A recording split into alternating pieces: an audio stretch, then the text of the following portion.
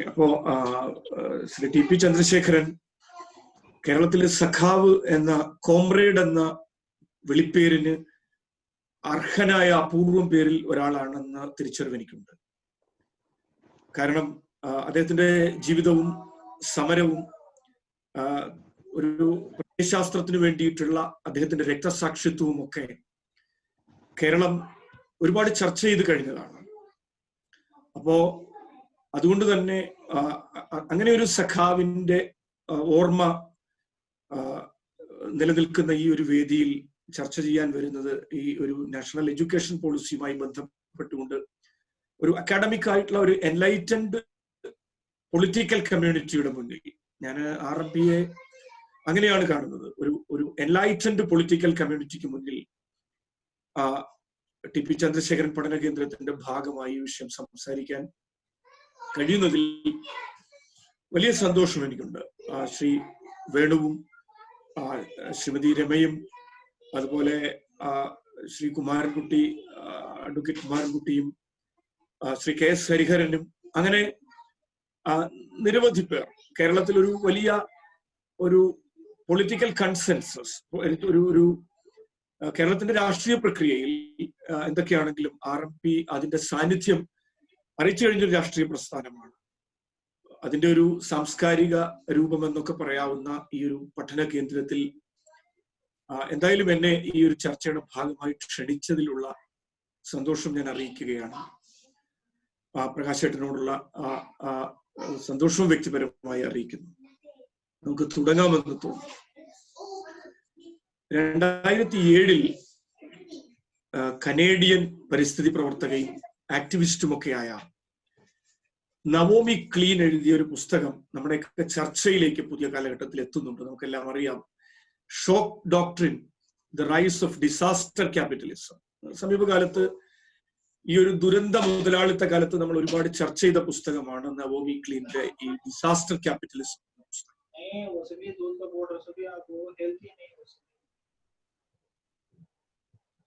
മുതലാളിത്ത പ്രതിസന്ധികൾ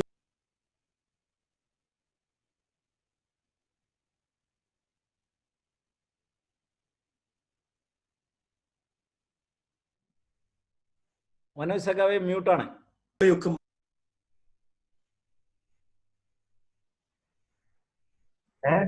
സൗണ്ട് കേൾക്കാൻ പറ്റുന്നില്ല മനോജ് സഖാവിന്റെ.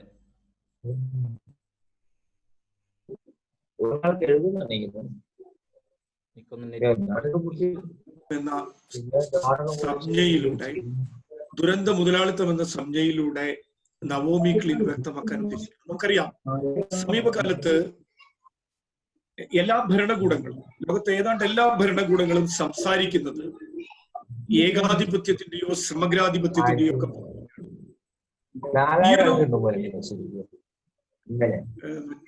മറ്റ് ശബ്ദങ്ങൾ എന്തോ വരുന്നുണ്ട്. ഹലോ ഹലോ, ഞാൻ നോക്കി മ്യൂട്ട് ചെയ്യുന്നുണ്ട്. ഓക്കെ. അപ്പോ അത്തരത്തിൽ വളരെ സങ്കീർണമായ ഒരു കാലഘട്ടത്തെയാണ് നമ്മൾ പ്രതിനിധീകരിക്കുന്നത്. സങ്കീർണത കേവലം സാംസ്കാരിക മേഖലയിലോ ഏതെങ്കിലും ഒരു മേഖലയിൽ മാത്രമല്ല, സാംസ്കാരിക, സാമൂഹ്യ, രാഷ്ട്രീയ, വിദ്യാഭ്യാസ പ്രക്രിയകളിൽ ഒക്കെ തന്നെ വളരെ സങ്കീർണമായ കാലഘട്ടത്തിലൂടെയാണ് നമ്മൾ കടന്നു പോകുന്നത്. ഞാനതിൽ വിദ്യാഭ്യാസത്തിന്റെ ഒരു സങ്കീർണതയിൽ നിന്നുകൊണ്ട് തുടങ്ങാമെന്ന് തോന്നുന്നു. എന്തുകൊണ്ടാണ് ഈ കാലം വിദ്യാഭ്യാസപരമായി സങ്കീർണമായിരിക്കുന്നത് എന്ന് നമ്മൾ പരിശോധിക്കണം. നമുക്കറിയാം സമീപകാലത്ത് വന്ന ഈ കോവിഡ് പ്രതിസന്ധിയുടെ മറയിൽ വിദ്യാഭ്യാസ മേഖലയിൽ വന്നിട്ടുള്ള വലിയ ഇടപെടലുകളും കോവിഡ് പ്രതിസന്ധിയുടെ മറയിലുള്ള അധ്യയന നഷ്ടം പരിഹരിക്കാൻ വേണ്ടി 30% കരിക്കുലം വെട്ടിക്കുറച്ചുകൊണ്ട്, പ്രത്യേകിച്ച് തെരഞ്ഞു പിടിച്ചുകൊണ്ട് 9, 10, 11, 12 ക്ലാസ്സുകളിലെ 9, 10, 11, 12 ക്ലാസ്സുകളിലെ ഏറ്റവും ഒരുപക്ഷെ ഈ ഒരു സെക്കൻഡറി ക്ലാസ്സുകളിൽ, ഹയർ സെക്കൻഡറി ക്ലാസ്സുകളിലെ കുട്ടികൾ കടന്നു പോകേണ്ട ജനാധിപത്യത്തെയും മതേതരത്വത്തെയും ജനാധിപത്യം നേരിടുന്ന വെല്ലുവിളികളെയും ഒക്കെ കുറിക്കുന്ന 30% ഉള്ളടക്ക മേഖല വെട്ടിക്കുറച്ചുകൊണ്ടാണ് അധ്യയന നഷ്ടം പരിഹരിക്കാൻ കേന്ദ്ര ഗവൺമെന്റ് ശ്രമിക്കുന്നത്. മറുഭാഗത്തു കൂടി ലോക ബാങ്കിന്റെ നേതൃത്വത്തിലുള്ള സ്റ്റാർസ് എന്ന് പറയുന്ന ഒരു പദ്ധതി ലോക ബാങ്ക് ഒരു DPEP കാലഘട്ടത്തിന് ശേഷമുള്ള 2025 അവസാനിക്കുമെന്ന് പറയുന്ന ലോക ബാങ്കിന്റെ സ്റ്റാർസ് എന്ന് പറയുന്ന പദ്ധതി നടപ്പിലാക്കുന്നു. കേരളത്തിൽ ഉൾപ്പെടെ കേരളത്തിലെ ഇടതുപക്ഷ ഗവൺമെന്റ് NSQF എന്ന പേരിൽ നാഷണൽ സ്കിൽ ക്വാളിഫിക്കേഷൻ ഫ്രെയിംവർക്ക് എന്ന നൈപുണ്യാധിഷ്ഠിത വിദ്യാഭ്യാസ പദ്ധതി ഇവിടെ നടപ്പിലാക്കും. One board one country one curriculum എന്ന നിലയിൽ രാജ്യത്ത് ഒരു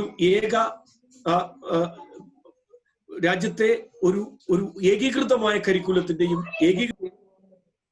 ഓക്കെ തുടരാമോ? നമുക്ക് തുടരാമല്ലോ അല്ലേ? ഓക്കെ. അപ്പൊ അത്തരത്തിൽ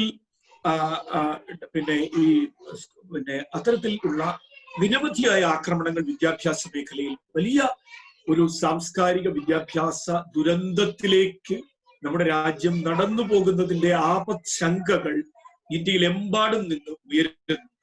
അപ്പോ ഇത്തരത്തിൽ ഒരു budget, one country one budget എന്ന് പറയുന്ന ഒരു ഏകീകൃതമായ വ്യവസ്ഥ, വൺ കൺട്രി വൺ ഇലക്ഷൻ എന്ന് പറയുന്ന മറ്റൊരു കേന്ദ്രീകരണം, വൺ പ്ലാനിങ്ങിൽ പഞ്ചവത്സര പദ്ധതികളും പ്ലാനിംഗ് കമ്മീഷനെ ഒഴിവാക്കിക്കൊണ്ട് നീതി ആയോഗിന്റെ നേതൃത്വത്തിലുള്ള one planning, one country one plan, one country one tax, one country one board one curriculum, one rank one pension, one country one language, one country one uniform civil code.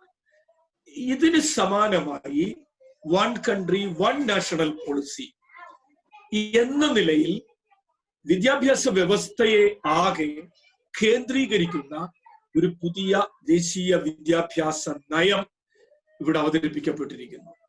അപ്പോൾ ആ ഒരു ദേശീയ വിദ്യാഭ്യാസ നയത്തിന്റെ ഒരു കോണ്ടെക്സ്റ്റ് ആണ്, അതിന്റെ പ്രത്യയശാസ്ത്ര പരിസരമാണ്, അതിന്റെ ഉള്ളടക്കമാണ് ചർച്ചയുടെ ഭാഗമായി അവതരിപ്പിക്കേണ്ടത്. ഞാനിതൊരു മോണോലോഗ് എന്ന നിലയിൽ ഇത് മുന്നോട്ട് പോകണമെന്ന് എനിക്ക് താല്പര്യമില്ല.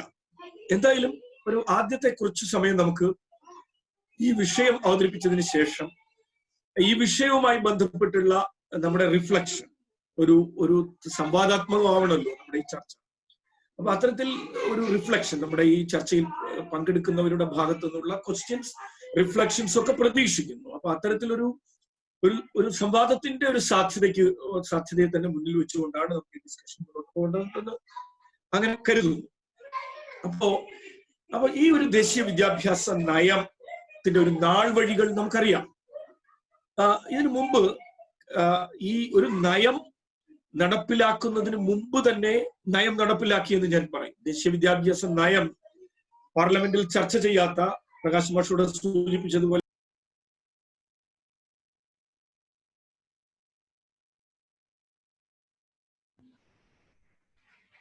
മനോജ് സഖാവ് പാർലമെന്റ് കട്ടായോ?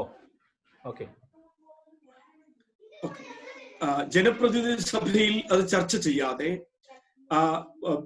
സംവാദവേദിയായ, ഇന്ത്യൻ ജനതയെ പ്രതിനിധീകരിക്കുന്ന സംവാദവേദിയായ പാർലമെന്റിൽ ചർച്ച ചെയ്യാതെ ഒരു എക്സിക്യൂട്ടീവ് ഓർഡറിലൂടെ നയം നടപ്പിലാക്കിയ ഒരു ആദ്യത്തെ ദേശീയ വിദ്യാഭ്യാസ നയത്തിൽ ഒന്നായിരിക്കും ഇത്. 21ാം നൂറ്റാണ്ടിൽ വലിയ മാറ്റങ്ങൾക്ക് തിരികൊളുത്തുന്നു എന്ന് പറഞ്ഞുകൊണ്ട് വന്നിട്ടുള്ള ഈ നയരേഖ നമുക്കറിയാം. ഈ കോർപ്പറേറ്റ് ലോകത്തു നിന്നും ചില രാഷ്ട്രീയ പാർട്ടികളുടെ നേതാക്കളുടെ ഭാഗത്തു നിന്നൊക്കെ ഈ ദേശീയ വിദ്യാഭ്യാസ നയത്തിന്റെ ക്രാഫ്റ്റിനെ, അതിൽ ഉപയോഗിച്ചിരിക്കുന്ന വളരെ മനോഹരമായ ഇംഗ്ലീഷിനെ, അതിൽ ഉപയോഗിച്ചിരിക്കുന്ന ഒരു കൾച്ചറൽ ക്യാപിറ്റലിന്റെ എലമെന്റ്സിനെയൊക്കെ സ്തുതിച്ചുകൊണ്ടുള്ള ചില കാഴ്ചപ്പാടുകൾ കേരളത്തിലെയും ഇന്ത്യയിലെയും അക്കാഡമിക്കുകളുടെയും അതുപോലെ തന്നെ ബ്യൂറോക്രാറ്റുകളുടെയും ടെക്നോക്രാറ്റുകളുടെയും ഒക്കെ ഭാഗത്തു നിന്ന് ഉണ്ടായ ഒരു സാഹചര്യത്തിലാണ് ഇത് മുന്നോട്ട് വെക്കുന്ന ഇതിന്റെ ഉള്ളടക്കവും ഇതിന്റെ പ്രത്യയശാസ്ത്രവും നമുക്ക് ചർച്ച ചെയ്യേണ്ടി വരും. നമുക്കറിയാം, പോളിസി ഡോക്യുമെന്റുകളൊക്കെ തന്നെ വരും കാല വിദ്യാഭ്യാസത്തിന്റെ ദിശാസൂചികളാണ്. അപ്പോ ആ നിലയിൽ എല്ലാ പോളിസി ഡോക്യുമെന്റ്സും ഒരു പാരഡൈം ഷിഫ്റ്റിനെയാണ് പലപ്പോഴും കുറിക്കുന്നത്. നമുക്കറിയാം, ഇന്ത്യയിൽ സ്വാതന്ത്ര്യപ്രാപ്തിക്ക് ശേഷം ഉണ്ടായിട്ടുള്ള വിദ്യാഭ്യാസ കമ്മീഷനുകൾ, അത് രാധാകൃഷ്ണൻ കമ്മീഷനായാലും കോത്താരി കമ്മീഷനായാലും മുതലിയാർ കമ്മീഷനായാലും ഏറ്റവും അവസാനം വന്ന 1986 ദേശീയ വിദ്യാഭ്യാസ നയമാണെങ്കിലും അതിനുശേഷം വന്ന NCF 2005 എന്ന് പറയുന്ന നിയോ ലിബറൽ സ്വാധീനങ്ങൾ വളരെയധികം ഉള്ള ഒരു രേഖ പ്രൊഫസർ യശ്പാൽ ചെയർമാനായ നാഷണൽ കരിക്കുലം ഫ്രെയിംവർക്ക് ആണെങ്കിൽ പോലും ഇതെല്ലാം തന്നെ ഇന്ത്യൻ വിദ്യാഭ്യാസത്തെ കണ്ടത്, ഇന്ത്യൻ വിദ്യാഭ്യാസത്തെ സമീപിച്ചത് ഒരു മതേതര ജനാധിപത്യ ശാസ്ത്രീയ വിദ്യാഭ്യാസത്തിന്റെ കോണ്ടെക്സ്റ്റിലാണ്. അത് ആ രേഖകൾ പരിശോധിക്കുമ്പോൾ ഒരുപക്ഷെ ഇന്ത്യൻ വിദ്യാഭ്യാസത്തിലെ മാഗ്ന കാർട്ട എന്ന് നമ്മൾ വിളിക്കുന്ന കോത്താരി കമ്മീഷൻ റിപ്പോർട്ടൊക്കെ അത് വളരെ കൃത്യമായി അടിവരയിടുന്നുണ്ട്. ഇന്ത്യൻ വിദ്യാഭ്യാസത്തിന്റെ ഒരു ജനാധിപത്യ പരിസരം ഘടനയെ, ഇന്ത്യൻ വിദ്യാഭ്യാസത്തിലെ പ്ലൂറലിസ്റ്റ് സമീപനത്തെ, ഇന്ത്യൻ വിദ്യാഭ്യാസത്തിലെ ഒരു അറിവിനെ, നോളജിനെ ഊന്നിക്കൊണ്ടുള്ള സമീപനത്തെ, ഇന്ത്യൻ വിദ്യാഭ്യാസത്തിലെ ഒരു ബഹുസ്വരതയെ അഡ്രസ് ചെയ്യുന്ന സ്വഭാവത്തെ, ഒരു ശാസ്ത്രീയ വിദ്യാഭ്യാസത്തിന്റെ ധാരയെ ഒക്കെ അടിസ്ഥാനപ്പെടുത്തിയാണ് ഇതപര്യന്തമുള്ള ദേശീയ വിദ്യാഭ്യാസ കമ്മീഷനുകളും പോളിസി ഡോക്യുമെന്റുകളും എല്ലാം ഇന്ത്യൻ വിദ്യാഭ്യാസത്തെ കണ്ടതെങ്കിൽ എനിക്ക് സൂചിപ്പിക്കാനുള്ളത് പുതിയ ദേശീയ വിദ്യാഭ്യാസ നയം ആ നിലയിൽ ഒരു പാരഡൈം ഷിഫ്റ്റ് ആണ്. എന്താണ് ആ പാരഡൈം ഷിഫ്റ്റ്? ഇന്ത്യൻ വിദ്യാഭ്യാസത്തിൽ പരിമിതമായെങ്കിലും നിലനിൽക്കുന്ന സാമൂഹ്യനീതിയുടെയും സമത്വാധിഷ്ഠിത സമീപനത്തിന്റെയും ജനാധിപത്യ മതേതര കാഴ്ചപ്പാടുകളുടെയും സൗജന്യ നിർബന്ധിത വിദ്യാഭ്യാസത്തിന്റെയും നിലപാട് തറയിൽ നിന്നുള്ള വലിയൊരു വ്യതിയാനത്തെയാണ് അത് കുറിക്കുന്നത്. അപ്പൊ അതുകൊണ്ട് തന്നെ ഈ പ്രക്രിയ ഈ വിദ്യാഭ്യാസ ഇങ്ങനെ ഒരു ഡോക്യുമെന്റിനെ പാർലമെന്റിൽ ചർച്ച ചെയ്യാതിരിക്കുന്നതിലൂടെ ഈ പോളിസി ഡോക്യുമെന്റിന്റെ സ്വഭാവം ആത്യന്തികമായി ജനാധിപത്യ വിരുദ്ധവും അത് സംവാദ വിരുദ്ധവുമാണ് എന്ന് നമുക്ക് പറയേണ്ടി വരും. ഇതിന്റെ ഒരു നാൾ വഴികൾ നമ്മൾ പരിശോധിക്കുമ്പോൾ നമുക്കറിയാം, ഇത് സ്മൃതി ഇറാനി മാനവശേഷി വികസന മന്ത്രിയായിരിക്കുന്ന 1ാം UPA ഗവൺമെന്റിന്റെ കാലത്താണ് TSR സുബ്രഹ്മണ്യത്തിന്റെ നേതൃത്വത്തിൽ, ഇന്ത്യയുടെ മുൻ ക്യാബിനറ്റ് സെക്രട്ടറി ആയിരുന്ന TSR സുബ്രഹ്മണ്യത്തിന്റെ നേതൃത്വത്തിൽ ഒരു കമ്മിറ്റിയെ നിയോഗിക്കുകയും ആ ബ്യൂറോക്രാറ്റിക് കമ്മിറ്റി കൊടുത്ത റിപ്പോർട്ട് സ്മൃതി ഇറാനി പ്രസിദ്ധപ്പെടുത്താനോ അതുമായി ബന്ധപ്പെട്ട ചർച്ചയ്ക്കോ തയ്യാറാകുകയുണ്ടായില്ല. അപ്പൊ അത് ഇപ്പൊ നമ്മൾ മനസ്സിലാക്കുന്നത് MHRDക്ക് ഈ റിപ്പോർട്ടിൽ താല്പര്യമുണ്ടായിരുന്നില്ല എന്നുള്ളതാണ്. അതുകൊണ്ട് തന്നെ ആ റിപ്പോർട്ടിന് പകരം some inputs for the draft educational policy 2016 എന്ന് പറയുന്ന ഒരു ഡോക്യുമെന്റ് MHRD തയ്യാറാക്കിയ രേഖ പുറത്തിറക്കുകയും ആ രേഖ പൊതു ചർച്ചയ്ക്ക് വേണ്ടി പ്രസിദ്ധീകരിക്കുകയും ചെയ്തു. അപ്പൊ ഈ പൊതു ചർച്ചയ്ക്ക് വേണ്ടി പ്രസിദ്ധീകരിച്ച രേഖയുമായി ബന്ധപ്പെട്ട് പൊതുജനങ്ങളിൽ നിന്നും അക്കാഡമിക്കുകളിൽ നിന്നും ഗവേഷണ സ്ഥാപനങ്ങളിൽ നിന്നുമൊക്കെ ഇൻപുട്സ് അവർ തേടി 2016. പക്ഷെ ആ ഇൻപുട്സ് തേടിയെങ്കിലും തുടർന്ന് സ്മൃതി ഇറാനി വകുപ്പിൽ നിന്ന് പുറത്തു പോവുകയും പ്രകാശ് ജാവദേക്കർ വിദ്യാഭ്യാസ മന്ത്രി അഥവാ മാനവശേഷി വികസന മന്ത്രിയായിട്ട് വരികയും ചെയ്തു. പ്രകാശ് ജാവദേക്കർ വന്നതിന് ശേഷം ഈ some inputs for the draft educational policy എന്ന് പറയുന്ന രേഖയ്ക്കും അതുമായി ബന്ധപ്പെട്ട ജനങ്ങൾ സമർപ്പിച്ച നിർദ്ദേശങ്ങൾക്ക് എന്ത് സംഭവിച്ചു എന്നുള്ളത് വ്യക്തമല്ല. നമ്മൾ പിന്നീട് കാണുന്നത് പ്രകാശ് ജാവദേക്കർ ഒരു കമ്മിറ്റിയെ നിയോഗിക്കുകയാണ്. ആ കമ്മിറ്റിയുടെ ചെയർമാനായി വരുന്നത് കസ്തൂരി രംഗനാണ്. കസ്തൂരി രംഗൻ ISROയുടെ ചെയർമാനായ കസ്തൂരി രംഗന് വിദ്യാഭ്യാസ മേഖലയിലുള്ള കോൺട്രിബ്യൂഷൻ എന്താണെന്ന് എനിക്കറിയില്ല. അദ്ദേഹം ഒരു നല്ല ടെക്നോക്രാറ്റ് ആണ്. അദ്ദേഹം ഒരു എഡ്യൂക്കേഷനിസ്റ്റ് ആണ് എന്നിവിടെ ഇതുവരെയും അടയാളപ്പെടുത്തിയിട്ടില്ല. നമുക്കെല്ലാം അറിയാവുന്നത് പോലെ ഗാഡ്ഗിൽ കമ്മിറ്റി റിപ്പോർട്ട് എന്ന് പറയുന്ന കേരളത്തിലെയും ഇന്ത്യയുടെയും പാരിസ്ഥിതിക അവബോധത്തിനും പാരിസ്ഥിതിക സംരക്ഷണത്തിനും ഒക്കെ വഴിതെളിച്ച ഒരു ഗാഡ്ഗിൽ കമ്മിറ്റി, മാധവ് ഗാഡ്ഗിലിന്റെ കമ്മിറ്റി റിപ്പോർട്ടിനെ കേന്ദ്ര ഗവൺമെന്റിന് വേണ്ടി തിരുത്തി എഴുതിയ, അതിനെ ഡൈല്യൂട്ട് ചെയ്ത കസ്തൂരി രംഗനെ തന്നെയാണ് ദേശീയ വിദ്യാഭ്യാസ നയത്തിന്റെ ഡ്രാഫ്റ്റ് റിപ്പോർട്ട് തയ്യാറാക്കാൻ കേന്ദ്ര ഗവൺമെന്റ് നിയോഗിച്ചത് എന്നുള്ളത് വളരെ ക്രൂരമായ ഒരു രാഷ്ട്രീയ ഫലിതമായി എനിക്ക് തോന്നുന്നു. ഈ കസ്തൂരി രംഗൻ സമർപ്പിച്ച റിപ്പോർട്ട് 484 പേജുള്ള ഒരു റിപ്പോർട്ട്, വളരെ മനോഹരമായ ഭാഷയിൽ എഴുതിയ ഒരു മികച്ച ക്രാഫ്റ്റ് എന്ന് പറയാവുന്ന ഒരു റിപ്പോർട്ട് അദ്ദേഹം സമർപ്പിച്ചു. ആ റിപ്പോർട്ടിന്റെ തുടർന്നാണ് ഇപ്പോൾ ഈ 65 പേജുള്ള ഇതിന്റെ ഫൈനൽ വിദ്യാഭ്യാസ നയത്തിലേക്ക് നമ്മൾ എത്തുന്നത്. അപ്പൊ ഇതിൽ ഈ നാൾ വഴികളിൽ ഇതിന്റെ ഒരു പ്രോസസ്സിൽ തന്നെ വളരെ സങ്കീർണമായ ജനാധിപത്യ നിഷേധത്തിന്റെ ചില ഘടകങ്ങൾ നമുക്ക് കാണാൻ കഴിയും. കാരണം ചില ചോദ്യങ്ങളുണ്ട്. ഒന്ന്, ഈ TSR സുബ്രഹ്മണ്യം കമ്മിറ്റി റിപ്പോർട്ടിന്റെ ഇൻപുട്സ്, ആ റിപ്പോർട്ടിന് എന്ത് സംഭവിച്ചു?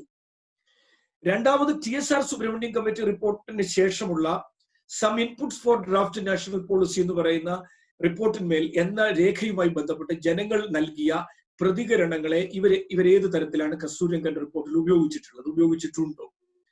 അതുപോലെ അതിനുശേഷം ഇത് ഏറ്റവും ഒടുവിൽ ജനങ്ങൾ ഇപ്പൊ 2.5 ലക്ഷത്തോളം പ്രതികരണങ്ങളാണ് കസ്തൂരിരംഗന്റെ ഡ്രാഫ്റ്റ് റിപ്പോർട്ടുമായിട്ട് ബന്ധപ്പെടുത്തി കേന്ദ്ര ഗവൺമെന്റിന് ലഭിച്ചിട്ടുള്ളത്, MHRDക്ക് ലഭിച്ചിട്ടുള്ളത്. പക്ഷെ ഇത് ഈ ഒരു 2.5 ലക്ഷത്തിലധികം നിർദ്ദേശങ്ങൾ, പ്രതികരണങ്ങൾ ഈ റിപ്പോർട്ടിൽ ഏത് വിധത്തിലാണ് കടന്നു വന്നിട്ടുള്ളത്? അത് സ്വീകരിച്ചിട്ടുണ്ടോ? വ്യക്തമല്ല. അപ്പൊ രാജ്യവ്യാപകമായി നടന്ന കൺസൾട്ടേറ്റീവ് മീറ്റിംഗുകൾ പഞ്ചായത്തുകൾ അടക്കം പങ്കെടുത്തുകൊണ്ട് ത്രിതല പഞ്ചായത്ത് സംവിധാനത്തിലും MP തലത്തിലും MLA തലത്തിലും ഒക്കെ നടന്നിട്ടുള്ള ചർച്ചകളും സംവാദങ്ങളും ഒക്കെ ഏത് തരത്തിലാണ് ഈ റിപ്പോർട്ടിൽ കടന്നു വന്നിട്ടുള്ളത് നമുക്കറിയില്ല. ഞാൻ എന്റെ വ്യക്തിപരമായ ഒരു അനുഭവം ഇവിടെ ചൂണ്ടിക്കാട്ടാം. ഞാൻ SCRTയെ പ്രതിനിധീകരിച്ചുകൊണ്ട്, കേരളത്തെ പ്രതിനിധീകരിച്ചുകൊണ്ട് 13 പൊതുവിദ്യാഭ്യാസത്തിലെ 13 തീമുകളുമായി ബന്ധപ്പെടുത്തി നടത്തിയ ചർച്ചയിൽ, പോണ്ടിച്ചേരി സെൻട്രൽ യൂണിവേഴ്സിറ്റിയിൽ നടത്തിയ ചർച്ചയിൽ കേരളത്തെ പ്രതിനിധീകരിച്ച് പങ്കെടുത്ത ആളാണ് ഞാൻ, SCRTയെ പ്രതിനിധീകരിച്ചുകൊണ്ട്. അന്ന് ഞാൻ അവിടെ കണ്ട കാര്യം, ഈ 13 തീമുകളുമായി ബന്ധപ്പെടുത്തി നടത്തിയ ചർച്ചയിൽ അക്കാഡമിക്കുകൾ പങ്കെടുത്ത, സൗത്ത് ഇന്ത്യയിലെ അക്കാഡമിക്കുകൾ പങ്കെടുത്ത യൂണിവേഴ്സിറ്റിയിലെയും കോളേജുകളിലെയും RIEയിലെയും ഒക്കെ, റീജിയണൽ ഇൻസ്റ്റിറ്റ്യൂട്ട് ഓഫ് എഡ്യൂക്കേഷൻ മൈസൂരിലെയും ഒക്കെ ആളുകൾ പങ്കെടുത്ത ചർച്ചയിൽ ആ ചർച്ചയെ ക്രോഡീകരിച്ചുകൊണ്ടാണ് സംസാരിച്ചത് പോണ്ടിച്ചേരി അരബിന്ദാശ്രമത്തിലെ ഒരു സന്യാസിയായിരുന്നു. പോണ്ടിച്ചേരി അരബിന്ദാശ്രമത്തിലെ സന്യാസിക്ക് വിദ്യാഭ്യാസ പ്രക്രിയയിൽ എന്താണ് കാര്യം എന്ന ചോദ്യം നമ്മൾ അവിടെ ഉന്നയിച്ചു. അപ്പൊ ആ ചോദ്യത്തെ മുഴുവൻ തിരസ്കരിച്ചുകൊണ്ട് അദ്ദേഹം ആ ചർച്ചയെ മുഴുവൻ ക്രോഡീകരിക്കുകയും അദ്ദേഹം ഒരു ഭാരത കേന്ദ്രീകൃത വിദ്യാഭ്യാസം സമ്പ്രദായമാണ് നമുക്ക് ആവശ്യം, ഇതുവരെ ഉണ്ടായിരുന്ന നമ്മുടെ വിദ്യാഭ്യാസ സമ്പ്രദായമൊക്കെ യൂറോ കേന്ദ്രീകൃതമാണ്, ബ്രിട്ടീഷ് അതൊരു യൂറോ കേന്ദ്രീകൃതമായ ഘടനയോട് കൂടിയതാണ്, ഘടനയിലും പെഡഗോജിയിലും സമീപനത്തിനുമല്ല അത് യൂറോ കേന്ദ്രീകൃതമായതുകൊണ്ട് നമുക്കൊരു ഇന്ത്യനധിഷ്ഠിത, അവർ പറയുമ്പോൾ അത് ഭാരത കേന്ദ്രീകൃത വിദ്യാഭ്യാസം വേണം എന്ന നിലയിലാണ് ആ ചർച്ചകൾ ക്രോഡീകരിക്കപ്പെട്ടത്. ഞാൻ സൂചിപ്പിക്കുന്നത് ഇന്ത്യ എമ്പാടും നടന്നു എന്ന് പറയുന്ന കൺസൾട്ടേറ്റീവ് മീറ്റിങ്ങുകളുടെ യഥാർത്ഥ സ്വഭാവം എന്തായിരുന്നുവെന്നും ആ കൺസൾട്ടേറ്റീവ് മീറ്റിങ്ങുകളെ ക്രോഡീകരിച്ചതാരെന്നും ആ കൺസൾട്ടേറ്റീവ് മീറ്റിങ്ങുകളിൽ തന്നെ ഇതിന്റെ പ്രത്യയശാസ്ത്ര പരിസരം രൂപപ്പെട്ടു എന്നുള്ളതും സൂചിപ്പിക്കാനാണ്. അപ്പൊ ഇതിന്റെ പ്രത്യയശാസ്ത്ര പരിസരം രൂപപ്പെട്ടത് അക്കാലഘട്ടത്തിൽ തന്നെ രൂപപ്പെട്ടു, 15കളിൽ തന്നെ 16കളിൽ തന്നെ. അപ്പൊ അത് നാഗ്പൂരിലെ അടുക്കളയിൽ മാത്രമല്ല, നാഗ്പൂരിന്റെ അടുക്കളയിൽ വെന്തത് മാത്രമല്ല, ഇന്ത്യ എമ്പാടുമുള്ള RSSന്റെ ബുദ്ധി കേന്ദ്രങ്ങൾ ഈ സമീപനത്തിൽ ഉണ്ടായിരുന്നു. പിന്നെ നമുക്ക് കാണാൻ കഴിയുന്ന മറ്റൊരു ഗ്രൂപ്പ് എന്ന് പറയുന്നത് മറ്റാരുമല്ല, ഞാൻ വിജ്ഞാൻ സമിതി പോലെയുള്ള സമിതികൾ, ഞാൻ വിജ്ഞാൻ സമിതി പോലെയുള്ള അവരുടെ ചില നിർദ്ദേശങ്ങളും ഇൻപുട്സുകളും ഇതിൽ സ്വീകരിക്കപ്പെട്ടിട്ടുണ്ട്. നിർഭാഗ്യവശാൽ അത് നിയോ ലിബറൽ സമീപനങ്ങളുടെ രൂപത്തിലാണ് എന്ന് മാത്രം. അപ്പൊ നമുക്ക് ഇതായിരുന്നു ഇതിന്റെ ഒരു പ്രക്രിയ. ഈ പ്രക്രിയ ഇവിടെ സൂചിപ്പിച്ചെങ്കിൽ മാത്രമേ നമുക്ക് ഇതിന്റെ ഉള്ളടക്കത്തിലേക്ക് കടക്കാൻ പറ്റൂ. ഇതിന്റെ ഉള്ളടക്കത്തിലേക്ക് പോകുമ്പോൾ ഇതിന്റെ ഈ 65 പേജുള്ള അതിൽ തന്നെ 2 ഡോക്യുമെന്റ്സ് ഇപ്പൊ പുറത്തു വന്നിട്ടുണ്ട്. ഈ ചർച്ച കേൾക്കുന്ന സുഹൃത്തുക്കളോട് എനിക്ക് സൂചിപ്പിക്കാനുള്ളത്, ഇപ്പോ നമ്മുടെ മുന്നിൽ 2 ഡോക്യുമെന്റുകളുണ്ട്. ഒന്ന്, ഈ കസ്തൂരിരംഗൻ റിപ്പോർട്ട് അംഗീകരിച്ച മീറ്റിംഗിൽ അന്നത്തെ ഈ 2 മന്ത്രിമാരുടെ, നിഷാന്ത് പൊഖ്രിയാലിന്റെയും അതുപോലെ തന്നെ പ്രകാശ് ജാവദേക്കറും കൂടെ ചേർന്ന് പുറത്തിറക്കിയ റിപ്പോർട്ടിന് ശേഷം പ്രചരിക്കപ്പെട്ട ഒരു ഡോക്യുമെന്റ് ഉണ്ട്. അതിനുശേഷം MHRDയുടെ വെബ്സൈറ്റിൽ വന്ന 2ാമത്തെ ഡോക്യുമെന്റ് ഉണ്ട്. ഈ ഡോക്യുമെന്റ് രണ്ടും തമ്മിൽ ചില വ്യത്യാസങ്ങൾ ചിലയിടങ്ങളിലുണ്ട്.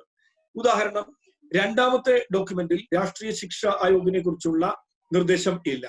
1ാമത്തെ ഡോക്യുമെന്റിൽ രാഷ്ട്രീയ ശിക്ഷ ആയോഗ്, അതായത് എല്ലാം വിദ്യാഭ്യാസ മന്ത്രി കേന്ദ്രീകരിക്കുന്ന MHRDയുടേതല്ലാത്തൊരു ഘടന, രാഷ്ട്രീയ ശിക്ഷ ആയോഗിനെ കുറിച്ച് 2ാമത്തെ റിപ്പോർട്ടിലില്ല. അപ്പൊ ഈ 2 റിപ്പോർട്ടും തമ്മിലുള്ള ചില വ്യത്യാസങ്ങൾ കൂടി നമ്മൾ പരിഗണിക്കേണ്ടതുണ്ട് നമ്മുടെ ചർച്ചയിൽ. അപ്പോ ഞാൻ ഈ റിപ്പോർട്ട് മുന്നോട്ട് വെക്കുന്ന രാഷ്ട്രീയം, ഇതിന്റെ ഒരു രാഷ്ട്രീയം എന്താണ്? നമുക്കറിയാം, വിദ്യാഭ്യാസം എന്ന് പറയുന്നത് ഭരിക്കുന്ന ഭരണകൂടത്തിന്റെ പ്രത്യയശാസ്ത്ര ഉപകരണമാണെന്ന് വിദ്യാഭ്യാസത്തെ നിരീക്ഷിച്ചിട്ടുണ്ട്. അൽത്തൂസറിനെ പോലെയുള്ള ആളുകൾ, നിയോ മാർക്സിസ്റ്റ് ചിന്തകർ വിദ്യാഭ്യാസത്തെ പ്രത്യയശാസ്ത്ര ഐഡിയോളജിക്കൽ സ്റ്റേറ്റ് അപ്പാരറ്റസ് എന്നാണ് അൽത്തൂസർ അതിനെ വിശേഷിപ്പിച്ചത്. ഫൂക്കോയെ പോലെയുള്ള ആളുകൾ പവർ നോളജ് നെക്സസ്, അധികാരവും അറിവും തമ്മിലുള്ള അവിശുദ്ധ ബന്ധം, അതിന്റെ കോണ്ടക്സ്റ്റിൽ ഹെബർമാസിനെ പോലെയുള്ള ആളുകൾ ഈ സമഗ്രാധിപത്യത്തിന്റെ ഇടമായി. ഗ്രാംഷി, നമുക്കറിയാം, ഐഡിയോളജിക്കൽ ഹെജിമണി എന്ന നിലയിൽ ഗ്രാംഷി വിദ്യാഭ്യാസത്തെ കണ്ടിട്ടുണ്ട്.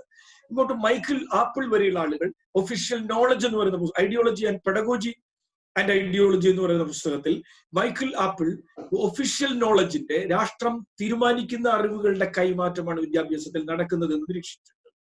അപ്പൊ ഇത്തരത്തിൽ മാർക്സും പിൽക്കാല മാർക്സിയൻ ചിന്തകരും വിദ്യാഭ്യാസത്തെ നിരീക്ഷിച്ചതിനെ അക്ഷരം പടി ശരിവെക്കുകയാണ് ഈ രേഖ, കസ്തൂരിരംഗൻ റിപ്പോർട്ട്, ദേശീയ വിദ്യാഭ്യാസ നയം നമ്മുടെ മുന്നിൽ വെക്കുന്നത്.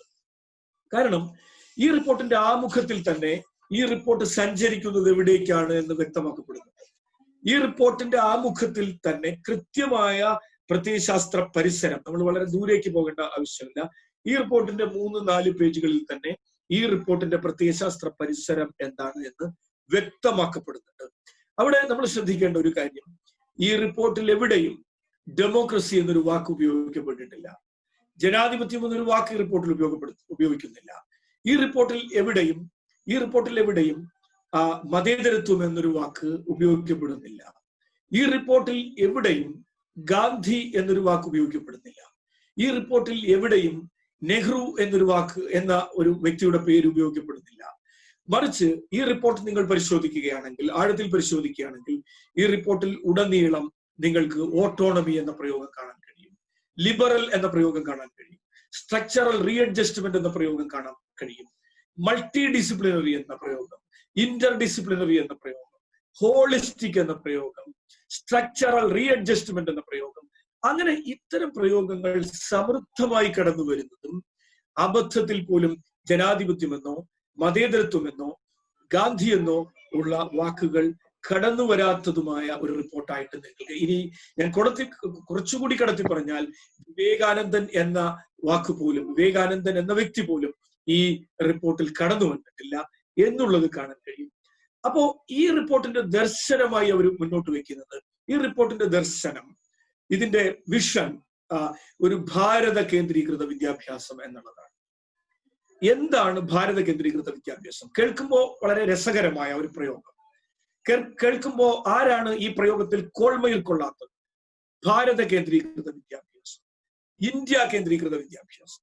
അപ്പൊ ഭാരത കേന്ദ്രീകൃത വിദ്യാഭ്യാസം എന്ന് പറയുമ്പോൾ നമ്മൾ ആരും അത് ഇന്ത്യയുടെ പ്രാചീന കാലം മുതൽ ആധുനിക കാലം വരെയുള്ള, സ്വാതന്ത്ര്യ സമര പ്രക്ഷോഭകാലം വരെയുള്ള ഇന്ത്യൻ ജീവിതത്തെ, ഇന്ത്യൻ ജീവിത പരിസരങ്ങളെ ചിത്രീകരിക്കുന്ന, സൂചിപ്പിക്കുന്ന ഒന്നാണ്. ദയവായി ആരും തെറ്റിദ്ധരിക്കരുത്. ഭാരത കേന്ദ്രീകൃത വിദ്യാഭ്യാസം എന്ന് ഈ രേഖ മുന്നോട്ട് വയ്ക്കുന്ന കാഴ്ചപ്പാട് നിർഭാഗ്യവശാൽ പ്രാചീന പൗരാണിക ഭാരത കേന്ദ്രീകൃത വിദ്യാഭ്യാസം എന്നതാണ്. പൗരാണിക ഭാരത കേന്ദ്രീകൃത വിദ്യാഭ്യാസം എന്ന് അവർ മുന്നോട്ട് വയ്ക്കുമ്പോൾ അവിടെയും ചില കൃത്യമായ രാഷ്ട്രീയ വിവക്ഷകളുണ്ട്. കാരണം ഭാരത കേന്ദ്രീകൃത വിദ്യാഭ്യാസം എന്ന് അവർ മുന്നോട്ട് വയ്ക്കുന്നത്, അത് സൂചിപ്പിക്കുമ്പോൾ അവർ ചില യൂണിവേഴ്സിറ്റികളെ കുറിച്ച് ഇതിന്റെ തുടക്കത്തിൽ, ഇതിന്റെ ഇൻട്രഡക്ടറി പാർട്ടിൽ, ഇതിന്റെ ആമുഖത്തിൽ പറയുന്നു. നളന്ദ, തക്ഷശില, വളഭി, നാദിയ പോലെയുള്ള അക്കാലഘട്ടത്തിലെ യൂണിവേഴ്സിറ്റികളെ കുറിച്ച് പറയുന്നു. ഇവിടെ വലിയൊരു അപകടമുണ്ട്. നളന്ദയും തക്ഷശിലയും നമുക്ക് ലഭ്യമായ ചരിത്ര അറിവുകൾ പ്രകാരം, ആർക്കിയോളജിക്കൽ എവിഡൻസസ് പ്രകാരം, നളന്ദയും തക്ഷശിലയും ബുദ്ധിസ്റ്റ് യൂണിവേഴ്സിറ്റികളായിരുന്നു. ഹിന്ദുമതവുമായി അതിന് ബന്ധമില്ല.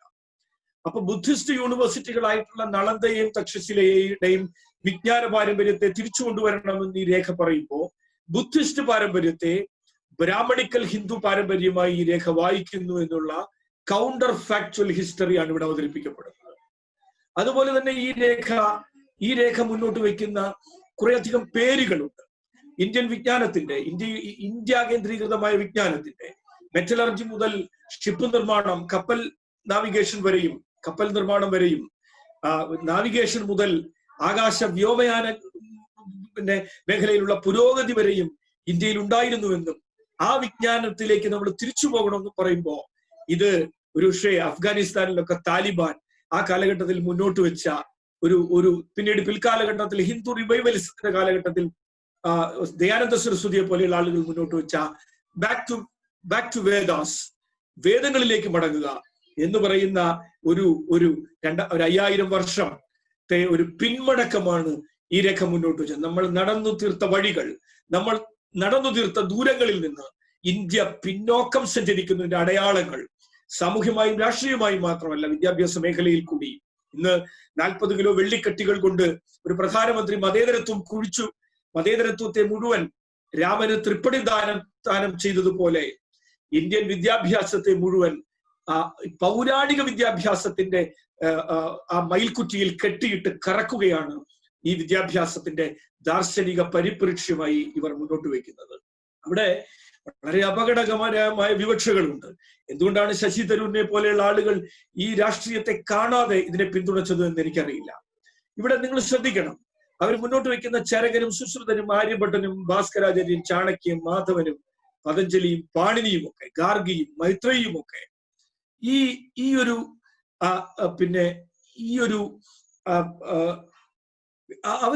അവിടെ നമ്മൾ ശ്രദ്ധിക്കേണ്ടത് വളരെ അപകടകരമായ ഒരു രാഷ്ട്രീയ വിവക്ഷ എന്താണ്?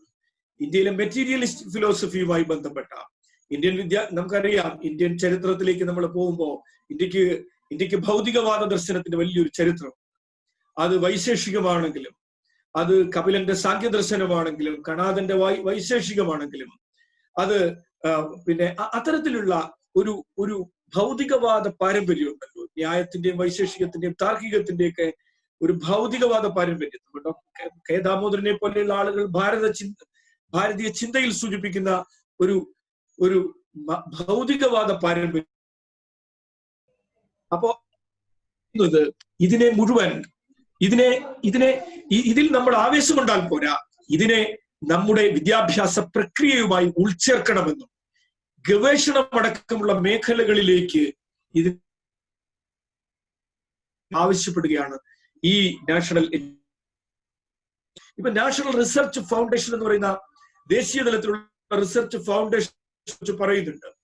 അവിടെ സമീപകാലത്ത് കാസർഗോഡ് സെൻട്രൽ യൂണിവേഴ്സിറ്റിയിൽ ഇത്തരത്തിലുള്ള ഉത്തരവ് പുറത്തു വന്നു. ദേശീയ നയത്തിന് മുമ്പാണ് doctor G Gopakumar vice chancellor ആയിരിക്കുന്ന കാസർഗോഡ് സെൻട്രൽ യൂണിവേഴ്സിറ്റിയിൽ നിന്ന് പുറത്തു വന്ന ഉത്തരവ് എന്താ? പുറത്തു വന്ന ഉത്തരവ് ദേശീയ തലത്തിൽ കേന്ദ്ര ഗവൺമെന്റ് അംഗീകരിക്കുന്ന വിഷയങ്ങളിൽ ഗവേഷണം നടത്താൻ പാടുള്ളൂ. കേന്ദ്ര ഗവൺമെന്റ് നിങ്ങളുടെ റിസർച്ച് പ്രപ്പോസൽ നിങ്ങൾ കേന്ദ്ര ഗവൺമെന്റ് അയച്ചു കൊടുക്കണം. അപ്പൊ കേന്ദ്ര ഗവൺമെന്റ് പൗരാണിക ഭാരത കേന്ദ്രീകൃതമായ റിസർച്ചിന് മാത്രമേ പണം അനുവദിക്കൂ. അത്തരം റിസർച്ച് പ്രപ്പോസൽസിന് മാത്രമേ അനുമതി നൽകുകയുള്ളൂ. നമ്മുടെ കേരളത്തിലെ കേന്ദ്ര സർവകലാശാല, കാസർഗോഡ് കേന്ദ്ര സർവകലാശാല ഇന്ന് പുറത്തു വന്ന ഉത്തരവാണ്. അപ്പൊ ഇതിന് സമാനമായ രീതിയിൽ ആണ് ഈ നാഷണൽ റിസർച്ച് ഫൗണ്ടേഷൻ എന്ന് പറയുന്ന കേന്ദ്ര ഏജൻസി സർവകലാശാലകളുടെ റിസർച്ചിനുള്ള സ്വാതന്ത്ര്യത്തെ അതിനെ മുഴുവൻ കേന്ദ്രീകരിക്കുക. അപ്പോ നമ്മുടെ റിസർച്ചുകൾ ഏത് നിലയിൽ വേണം എന്ന്, ഗവേഷണത്തെ പോലും ഏത് നിലയിൽ കൊണ്ടുപോകണമെന്ന്, ഇനി നാളെ നമ്മുടെ റിസർച്ച് വരുന്നത് ഈ തരത്തിലായിരിക്കാം. കാരണം ഗണപതിയുടെ പ്ലാസ്റ്റിക് സർജറിയുമായി ബന്ധപ്പെട്ടും, ഗണപതിയുടെ മൂക്കിന് നടത്തിയ പ്ലാസ്റ്റിക് സർജറിയായിട്ട് ബന്ധപ്പെട്ടും, ഗാന്ധാരി നടത്തിയ സ്റ്റെം സെൽ ടെക്നോളജിയുമായി ബന്ധപ്പെട്ടും, പുഷ്പക വിമാനത്തിന്റെ ഏവിയേഷൻ സാധ്യതകളെ കുറിച്ചും ഒക്കെയുള്ള ഗവേഷണങ്ങളായിരിക്കും നമ്മുടെ യൂണിവേഴ്സിറ്റികളിൽ നിന്ന് ഉണ്ടാവേണ്ടത്. ദേശീയ തലത്തിലൊരു രേഖ മുന്നോട്ട് വെക്കുമ്പോൾ എന്ത് പ്രത്യയശാസ്ത്രമാണ് ഈ റിപ്പോർട്ട് മുന്നോട്ട് വെക്കുന്നത് എന്നത് എന്റെ പ്രിയപ്പെട്ട സുഹൃത്തുക്കൾ ആലോചിക്കണം. അപ്പോ ഈ ഒരു പൗരാണിക ഭാരത കേന്ദ്രീകൃത പ്രത്യയശാസ്ത്ര പരിസരത്തിലാണ് വളരെ ജനാധിപത്യ വിരുദ്ധമായ ഈ അവിടെ നമ്മൾ ശ്രദ്ധിക്കേണ്ട ഒരു കാര്യം, ഈ പൗരാണിക ഭാരതത്തെ കുറിച്ച് പറയുമ്പോൾ നമ്മൾ ശ്രദ്ധിക്കണം, മിഡീവൽ ഇന്ത്യയെ കുറിച്ച് ഒരു അക്ഷരം മിണ്ടുന്നില്ല, മധ്യകാല വിദ്യാഭ്യാസത്തെ കുറിച്ച് ഒരു അക്ഷരം മിണ്ടുന്നില്ല. എന്തുകൊണ്ട് മിണ്ടുന്നില്ല? മധ്യകാല വിദ്യാഭ്യാസത്തെ കുറിച്ച് മിണ്ടുമ്പോ അത് ആധുനിക ഇന്ത്യയുടെ രൂപീകരണത്തെ കുറിച്ച് നമുക്ക് സംസാരിക്കേണ്ടി വരും. മധ്യകാലം നമുക്ക് പറയുമ്പോൾ അറിയാം, 100-100 വർഷം ഇന്ത്യ ഭരിച്ച സൽത്തനത്ത് മുഗൾ കാലഘട്ടത്തിൽ രൂപപ്പെട്ടു വന്നൊരു സങ്കലിത സംസ്കാരമുണ്ട്. നമ്മുടെ ആർക്കിടെക്ചറിലൂടെ, നമ്മുടെ ആർട്ടിലൂടെ, നമ്മുടെ ഹിന്ദുസ്ഥാനി സംഗീതത്തിലൂടെ, അങ്ങനെ അമീർ ഖുസ്രുവിലൂടെ, അൽബറൂണിലൂടെ, നമ്മുടെ ഭക്ഷണത്തിലൂടെ, നമ്മുടെ സാംസ്കാരിക ചിഹ്നങ്ങളിലൂടെ രൂപപ്പെട്ടു വന്ന സിംബയോസിന്റെ മതസമന്വയ സമീപനത്തിന്റെ കുറിച്ച് ഈ റിപ്പോർട്ടർ അക്ഷരം മിണ്ടുന്നില്ല. രാജാറാം മോഹൻ റോയിയോ ജ്യോതിബ ഫുലെയോ ഇന്ത്യൻ നവോത്ഥാനവുമായി ബന്ധപ്പെട്ട ഞാൻ നേരത്തെ സൂചിപ്പിച്ച വിവേകാനന്ദനടക്കം ഈ റിപ്പോർട്ടിലില്ല. ഇനി ദേശീയ പ്രസ്ഥാനത്തിലേക്ക് വന്നാൽ ഇന്ത്യൻ സ്വാതന്ത്ര്യ സമര ചരിത്രമോ ദേശീയ പ്രസ്ഥാനത്തിൽ നമ്മൾ കാഴ്ചപ്പാടുകളോ ഒന്നും തന്നെ ഈ റിപ്പോർട്ടിന്റെ ഭാഗമായി കടന്നു വരുന്നില്ല എന്നുള്ളതും എന്റെ പ്രിയ സുഹൃത്തുക്കൾ ശ്രദ്ധിക്കേണ്ടതുണ്ട്. അപ്പൊ അത്തരം ദേശീയതയുടെ one country, one culture, one education, one board, one curriculum, one exam എന്ന് പറയുന്ന കേന്ദ്രീകരണത്തിന്റെ ഭാഷയാണ് ഈ റിപ്പോർട്ട് സംസാരിക്കുന്നത്. ഈ റിപ്പോർട്ടിൽ ഈ ദേശീയ വിദ്യാഭ്യാസ നയത്തിൽ നമ്മൾ പരിഗണിക്കുമ്പോൾ ഞാൻ നേരത്തെ സൂചിപ്പിച്ചതുപോലെ ഈ റിപ്പോർട്ടിനെ സ്തുതിക്കുന്നത് അതിലെ ഭാഷയുടെ പേരിലാണ്. ഒരു റിപ്പോർട്ടിനെ, ഒരു ദേശീയ വിദ്യാഭ്യാസ നയത്തെ കേവലം ഭാഷയുടെ കസർത്തായി, കേവലം ഒരു ക്രാഫ്റ്റായി ചുരുക്കുന്നത് വളരെ അപകടകരമായ പ്രത്യയശാസ്ത്ര വിവക്ഷകൾ ഉള്ളതാണ് എന്ന് നമുക്കറിയാം. ഈ റിപ്പോർട്ട് സംസാരിക്കുന്നത് വികേന്ദ്രീകരണത്തിന്റെ കാലഘട്ടത്തിൽ ഈ റിപ്പോർട്ട് സംസാരിക്കുന്നത് കേന്ദ്രീകരണത്തിന്റെ ഭാഷയാണ്. എല്ലാ തരത്തിലുള്ള കേന്ദ്രീകരണത്തെ കുറിച്ചാണ് ഈ റിപ്പോർട്ട് സംസാരിക്കുന്നത്. ഒപ്പം ഈ റിപ്പോർട്ട് സംസാരിക്കുന്നത്, ദേശീയ വിദ്യാഭ്യാസ നയം സംസാരിക്കുന്നത് ആത്മീയതയുടെ ഭാഷയാണ്, മതകേന്ദ്രീകൃത വിദ്യാഭ്യാസത്തിന്റെ ഭാഷയാണ്. ഈ റിപ്പോർട്ട് മുന്നോട്ട് വയ്ക്കുന്നത് കോർപ്പറേറ്റോക്രസിയുടെ അത് മുന്നോട്ട് വയ്ക്കുന്ന കാഴ്ചപ്പാടുകളാണ്. നമുക്കറിയാം 1999 അന്നത്തെ BJP ഗവൺമെന്റ് മുരളി മനോഹർ ജോഷിയുടെ നേതൃത്വത്തിൽ നടത്തിയ ഒരു മതവൽക്കരണത്തിന്റെയും കോർപ്പറേറ്റോക്രസിയുടെയും ഒരു സമ്മിശ്ര സങ്കലിത വിദ്യാഭ്യാസമാണ് ഇവിടെ അവതരിപ്പിച്ചത്. അന്ന് കുമാരമംഗലം ബിർളയും അംബാനിയുമായിരുന്നല്ലോ അന്നത്തെ 2000 വിദ്യാഭ്യാസ കമ്മീഷന്റെ ചെയർമാൻമാരായി വന്നേ. വളരെ മഹാന്മാരായ വിദ്യാഭ്യാസ വിചക്ഷണർ വിദ്യാഭ്യാസത്തിന്റെ അജണ്ട തീരുമാനിച്ചിരുന്ന കാലഘട്ടത്തിൽ 2000 ഇന്ത്യൻ വിദ്യാഭ്യാസത്തിന്റെ അജണ്ട തീരുമാനിച്ചത് AB വാജ്പേയിയുടെ കാലത്ത് തീരുമാനിച്ചത് അന്നത്തെ മുകേഷ് അംബാനി ചെയർമാനും അതുപോലെ കുമാരമംഗലം ബിർള അംഗവുമായ ഒരു വിദ്യാഭ്യാസ കമ്മീഷൻ റിപ്പോർട്ട് നമ്മുടെ മുന്നിലുണ്ട്. അന്നുണ്ടായ വിദ്യാഭ്യാസത്തിന്റെ മതേതര ജനാധിപത്യ സ്വഭാവത്തിന് മേലുണ്ടായ കടന്നാക്രമണങ്ങൾ നമുക്കറിയാം. അതിന്റെ ഒരു രണ്ടാം വരവാണ് ഇപ്പോൾ ഈ ദേശീയ വിദ്യാഭ്യാസ നയത്തിലൂടെ ഉണ്ടായിരിക്കുന്നത്. അപ്പൊ ഇതില് പതിയിരിക്കുന്ന അജണ്ടകൾ നമ്മൾ വളരെ വിശാലമായി തന്നെ നമ്മൾ പരിശോധിക്കേണ്ടതുണ്ട്. ഏറ്റവും പ്രധാനമായി നമ്മൾ വരുമ്പോൾ സ്ട്രക്ചറുമായി ബന്ധപ്പെട്ട് വിദ്യാഭ്യാസത്തിൽ ഇവർ മുന്നോട്ട് വെച്ചിരിക്കുന്ന ഒരു ഘടനയുണ്ട്. ആ ഘടന ഇതാണ്. അവർ മുന്നോട്ട് വെച്ചിരിക്കുന്ന ഘടന 5+3+3+4 എന്ന് പറയുന്ന ഒരു പുതിയ ഘടന വിദ്യാഭ്യാസത്തിന് വേണ്ടി മുന്നോട്ട് വയ്ക്കുകയാണ്. നമുക്കറിയാം, വിദ്യാഭ്യാസം വിദ്യാർത്ഥി കേന്ദ്രീകൃതമാണെന്ന് പറഞ്ഞാൽ നമുക്ക് മനസ്സിലാകും, വിദ്യാഭ്യാസം അവകാശ കേന്ദ്രീകൃതമാണെന്ന് പറഞ്ഞാൽ നമുക്ക് മനസ്സിലാകും. പക്ഷെ വിദ്യാഭ്യാസം ഘടനാ കേന്ദ്രീകൃതമാണ് എന്ന് പറഞ്ഞാൽ നമുക്ക് മനസ്സിലാവില്ല. കാരണം വിദ്യാഭ്യാസത്തിന്റെ മനഃശാസ്ത്ര സിദ്ധാന്തങ്ങൾക്കും വിദ്യാഭ്യാസത്തിന്റെ ബോധനശാസ്ത്ര സമീപനങ്ങൾക്കും ഒക്കെ എതിരാണ് ഘടനാ കേന്ദ്രീകൃതമായ വിദ്യാഭ്യാസ സമീപനം എന്ന് നമുക്ക് കാണാൻ കഴിയും. ഇവിടെ കുറച്ചു കാലം മുമ്പ് കേരളത്തിൽ അവതരിപ്പിക്കപ്പെട്ട ഒരു ഖാദർ കമ്മിറ്റി റിപ്പോർട്ടുണ്ട്. ഈ ഖാദർ കമ്മിറ്റി റിപ്പോർട്ടിലും ഘടനാ കേന്ദ്രീകൃതമായ ഒരു സമീപനമാണ് വിദ്യാഭ്യാസത്തിൽ നൽകിയത്. ഈ ഘടന വിദ്യാഭ്യാസത്തിന്റെ കേന്ദ്രമാകുന്നത് കോർപ്പറേറ്റോക്രസിയുടെ അജണ്ടയുടെ ഭാഗമാണ്. അതൊരു നവ ലിബറൽ അജണ്ടയാണ്. വിദ്യാഭ്യാസത്തിൽ ഘടനയാണ് വിദ്യാഭ്യാസത്തിൽ പ്രധാനം, കുട്ടിയല്ല എന്ന് വരുന്നത്. അപ്പൊ കുട്ടിക്ക് പകരം ഘടനയെ മുന്നോട്ട് വയ്ക്കുന്നു വിദ്യാഭ്യാസം. അപ്പൊ ഘടനാ മാറ്റം നമുക്കറിയാം. കൊത്താരി കമ്മീഷൻ റിപ്പോർട്ട് മുന്നോട്ട് വെച്ചൊരു ഘടനയാണ് 10+2+3 എന്ന് പറയുന്ന ഘടന. 1986 അതിനു മുമ്പ് 68 ദേശീയ വിദ്യാഭ്യാസ നയങ്ങൾ ബോധനശാസ്ത്രപരമായ ഒരു പെഡഗോജിക്കൽ സ്ട്രക്ചറാണ്. അതൊരു സൈക്കോളജിക്കൽ സ്ട്രക്ചറാണ്. ലോകത്തെ കേംബ്രിഡ്ജിലെയും ഓക്സ്ഫോർഡിലെയും അടക്കമുള്ള യൂണിവേഴ്സിറ്റികളിലെ മനഃശാസ്ത്രജ്ഞർ, ന്യൂറോ എഡ്യൂക്കേഷണൽ ലിംഗ്വിസ്റ്റിക്സ്, എഡ്യൂക്കേഷണൽ സൈക്കോളജിയുമായി ബന്ധപ്പെട്ടുള്ള ആളുകൾ, അവരൊക്കെ മുന്നോട്ട് വെച്ചിട്ടുള്ള ഒരു കാഴ്ചപ്പാടിന്റെ പ്യാഷയുടെ stages of development, educational psychology വലിയ സംഭാവനകൾ നൽകിയ പ്യാഷയുടെ എഡ്യൂക്കേഷണൽ ഡെവലപ്മെന്റുമായിട്ട് ബന്ധപ്പെട്ട, കുട്ടിയുടെ ബൗദ്ധിക വളർച്ചയുമായി ബന്ധപ്പെട്ട കോണ്ടെക്സ്റ്റിന്റെ അടിസ്ഥാനത്തിലാണ് 10+2+3 എന്ന് പറഞ്ഞ ഒരു ഘടന കൊത്താരി കമ്മീഷൻ മുന്നോട്ട് വെച്ചത്. അപ്പൊ 50 വർഷമായി നിലനിൽക്കുന്ന ഈ ഘടന മാറ്റുന്നു എന്ന് പറയുന്നതല്ലാതെ ആ മാറ്റ സിദ്ധാന്തങ്ങൾ എന്താണ്? ആ ഘടനയുമായി ബന്ധപ്പെട്ടിട്ടുള്ള എന്തുകൊണ്ട് ആ ഘടന മാറ്റുന്നുവെന്നോ ഈ റിപ്പോർട്ടിൽ വിശദീകരിച്ച് കാണുന്നില്ല. ഘടനാ മാറ്റം ഗുണപരമായ വിദ്യാഭ്യാസത്തെ എങ്ങനെ സാധൂകരിക്കുമെന്നുള്ളതും ഈ റിപ്പോർട്ടിൽ പറയുന്നില്ല. നമുക്കറിയാം 3 വയസ്സുള്ള കുട്ടിയിൽ ഫൗണ്ടേഷണൽ സ്റ്റേജ് 3 മുതൽ 8 വയസ്സ് വരെയുള്ള കുട്ടികൾക്ക് അവതരിപ്പിച്ചിരിക്കുന്ന ആദ്യത്തെ 5 എന്ന് പറയുന്ന ഘടന, അതായത് പ്രീ പ്രൈമറിയിലെ പ്രീ സ്കൂളിലെ 2ഉം പിന്നീടുള്ള 3ഉം ചേർത്തുള്ള ഫൗണ്ടേഷണൽ സ്റ്റേജിലെ ആദ്യത്തെ 5 വർഷങ്ങൾ വളരെ അപകടകരമാണിത്. കാരണം 3 വയസ്സുള്ള കുട്ടിയെ വിദ്യാഭ്യാസ പ്രക്രിയയുടെ ഭാഗമാക്കി ലോകത്ത് ഒരു വിദ്യാഭ്യാസ വ്യവസ്ഥയും കാണുന്നില്ല. എന്തുകൊണ്ടാണ്? കാരണം 3 വയസ്സുള്ള കുട്ടി വിദ്യാഭ്യാസ പ്രക്രിയയുടെ ഭാഗമാകാൻ പാടില്ല എന്നുള്ളത് നമ്മളോട് പറഞ്ഞിട്ടുള്ളത് മനഃശാസ്ത്രജ്ഞരാണ്, ലോകത്തെ പെഡഗോജിയുമായി ബന്ധപ്പെട്ട് നിൽക്കുന്ന ആളുകളാണ്.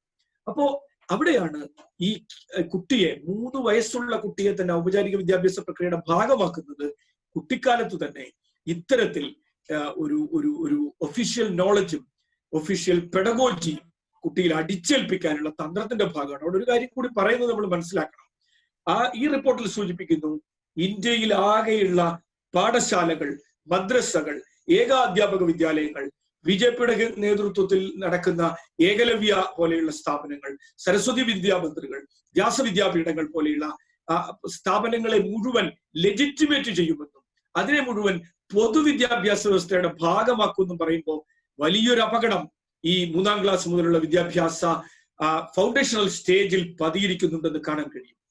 വിദ്യാഭ്യാസ പ്രക്രിയയിൽ വളരെ മുന്നേറിയ രാജ്യങ്ങളിൽ ഒന്നും തന്നെ ഫിൻലൻഡോ നോർവേയോ സ്വീഡനോ ഡെൻമാർക്കോ ഇവർ ഈ വിദ്യാഭ്യാസ നയത്തിന് അടിസ്ഥാനമാക്കിയ US മോഡലോ അടക്കമുള്ള ഒരിടത്തും 3 വയസ്സുള്ള കുട്ടിക്ക് ഔപചാരിക വിദ്യാഭ്യാസ ക്രമത്തിന്റെ ഭാഗമാക്കുന്നില്ല. ഇവിടെ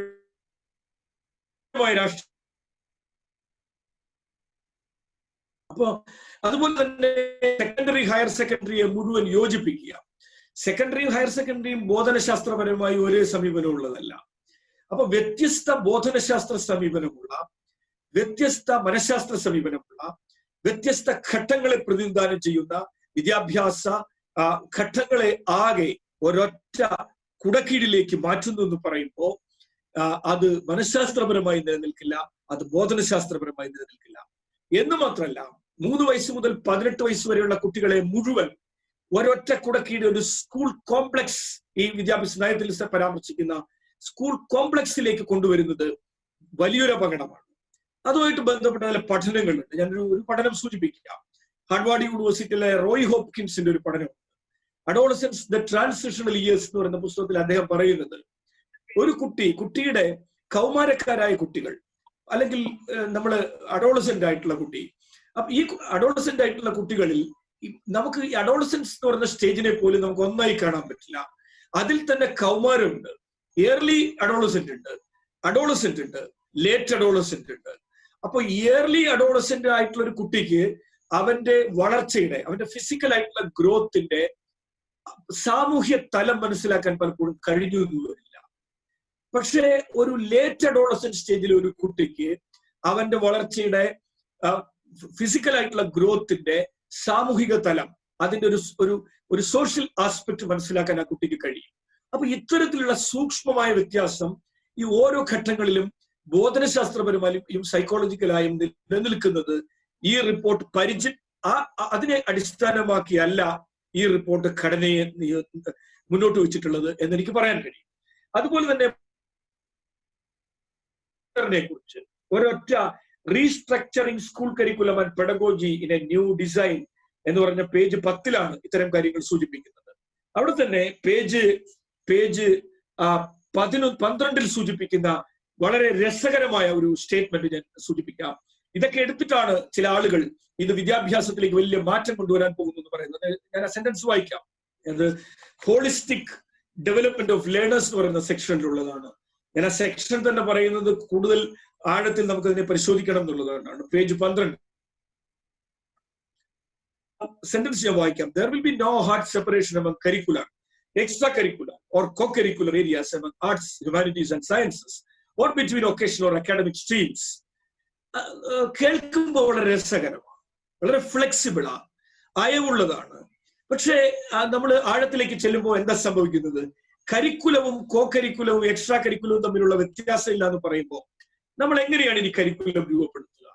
നമ്മൾ എങ്ങനെയാണ് ഇനി സിലബസ് രൂപപ്പെടുത്തുക? ആ ചോദ്യങ്ങൾ രൂപപ്പെടുന്നുണ്ട്. മാത്രമല്ല, ഇതിനകത്തുള്ള ഒരു വലിയ അപകടം എന്താണെന്നറിയോ? എന്തും കരിക്കുലമായി മാറുമ്പോൾ എന്താണ് നമ്മുടെ ഇപ്പോഴത്തെ കോർ കരിക്കുലം? ഇന്ത്യയിൽ ഒരുപക്ഷെ ലോകത്തെമ്പാടും കേരളത്തിലും നിലനിൽക്കുന്ന കോർ കരിക്കുലം എന്ന് നമ്മൾ വിളിക്കുന്നത് ഭാഷകളെയാണ്, ശാസ്ത്രത്തെയാണ്, സാമൂഹ്യ ശാസ്ത്രത്തെയാണ്, ഗണിതത്തെയാണ്. അപ്പൊ ഇതിനെയൊക്കെ മാറ്റിമറിച്ചുകൊണ്ട് നാളെ യോഗയും വേദിക് മാത്തമാറ്റിക്സും ജ്യോതിഷവും തന്ത്രവിദ്യയും ഒക്കെ തന്നെ, ഈ വീടിന് സ്ഥലം കാണുന്ന ഇടപാടും ഒക്കെ തന്നെ, പിന്നെ വാസ്തുവും ഒക്കെ തന്നെ കരിക്കുലറിലെ കോർ കരിക്കുലത്തിന്റെ ഭാഗമായി വരാനുള്ള വളരെ അപകടകരമായ സാധ്യതയിലേക്കാണ് ഇത്. ഒരർത്ഥത്തിൽ സാംസ്കാരിക ദേശീയതയിലേക്കുള്ള യൂണിഫോം സിവിൽ കോഡിലേക്കുള്ള യാത്രയുടെ ഉപോൽപ്പന്നമായി നമുക്ക് ഇതിനെ കാണാം. കാരണം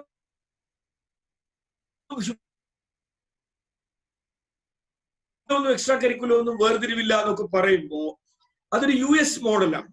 പക്ഷെ US അത് മതാധിഷ്ഠിത വിദ്യാഭ്യാസത്തിന്റെ ഭാഗമല്ല.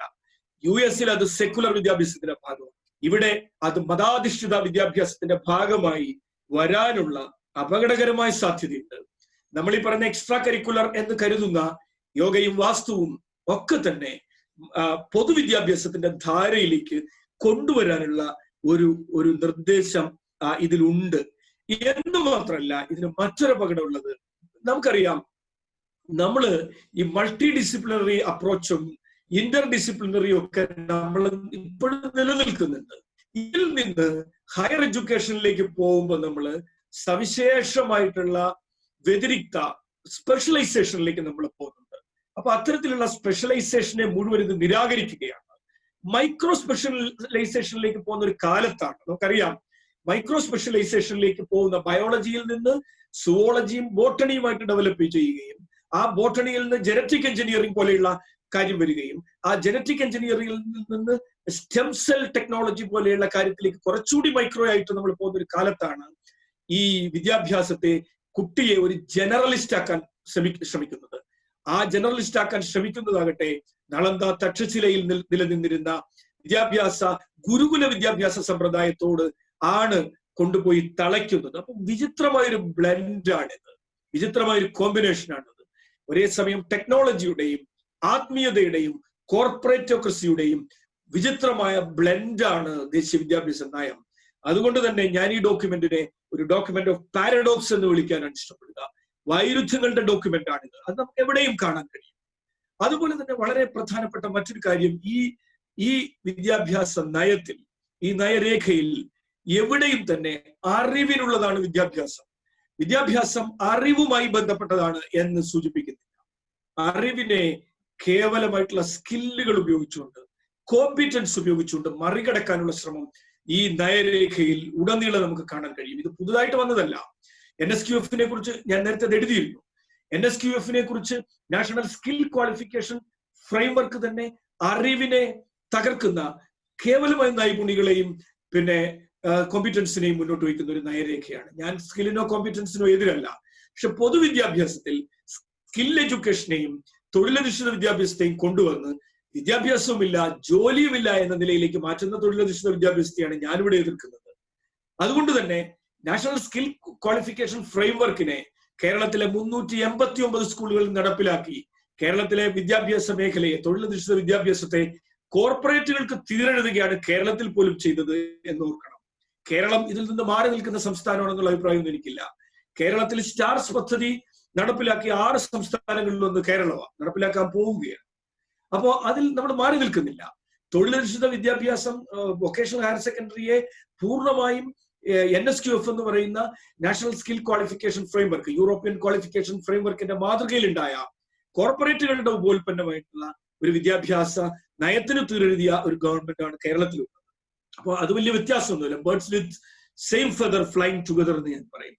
അപ്പോ ഇതിനകത്തൊരു ചങ്ങാത്ത മുതലാളിത്തത്തിന്റെ, ഇതിനകത്തൊരു കോർപ്പറേറ്റ് ഇടപെടലിന്റെ ഇടം നമുക്കറിയാം. അതായത് പുതിയ കാലഘട്ടത്തിൽ വിദ്യാഭ്യാസം എന്ന് പറയുന്ന പൊതുവിദ്യാഭ്യാസത്തിൽ തന്നെ തൊഴിലധിഷ്ഠിത വിദ്യാഭ്യാസത്തിന്റെ എലമെന്റ്സിനെ കുത്തിച്ചേർക്കുക എന്നുള്ളൊരു നയം. അതുകൊണ്ടാണ് ഔപചാരിക പഠനത്തിൽ 6ാം ക്ലാസ് മുതൽ തന്നെ തൊഴിലധിഷ്ഠിതമാക്കണമെന്ന് നയരേഖ പറയുന്നത്. 6ാം ക്ലാസ് മുതൽ വിദ്യാഭ്യാസം തൊഴിലധിഷ്ഠിതമാക്കുമ്പോൾ ഉള്ള അപകടം നമുക്കറിയാം, നിങ്ങൾക്കെല്ലാം അറിയാം. കുട്ടി ഇന്ത്യ എന്താണെന്ന് പഠിക്കുന്നതിന് മുമ്പ്, കുട്ടി ജനാധിപത്യം പഠിക്കുന്നതിന് മുമ്പ്, കുട്ടി മാത്തമാറ്റിക്സിൽ ബേസിക് ആയിട്ടുള്ള അറിവുണ്ടാകുന്നതിന് മുമ്പ്, സാമൂഹ്യശാസ്ത്രത്തിലും സയൻസിലും കുട്ടിക്ക് അടിസ്ഥാന അറിവുണ്ടാകുന്നതിന് മുമ്പ് തന്നെ കുട്ടിയെ 6ാം ക്ലാസ് മുതൽ തൊഴിലഭിരുചിയുമായി സംരംഭകത്വം, നമുക്ക് തൊഴിലഭിരുചി ഉണ്ടാക്കേണ്ട എന്നുള്ള അഭിപ്രായമുള്ള ആളല്ല ഞാൻ. സംരംഭകത്വ മനോഭാവം കുട്ടിക്ക് ഉണ്ടാക്കേണ്ട എന്ന നിലപാടില്ല.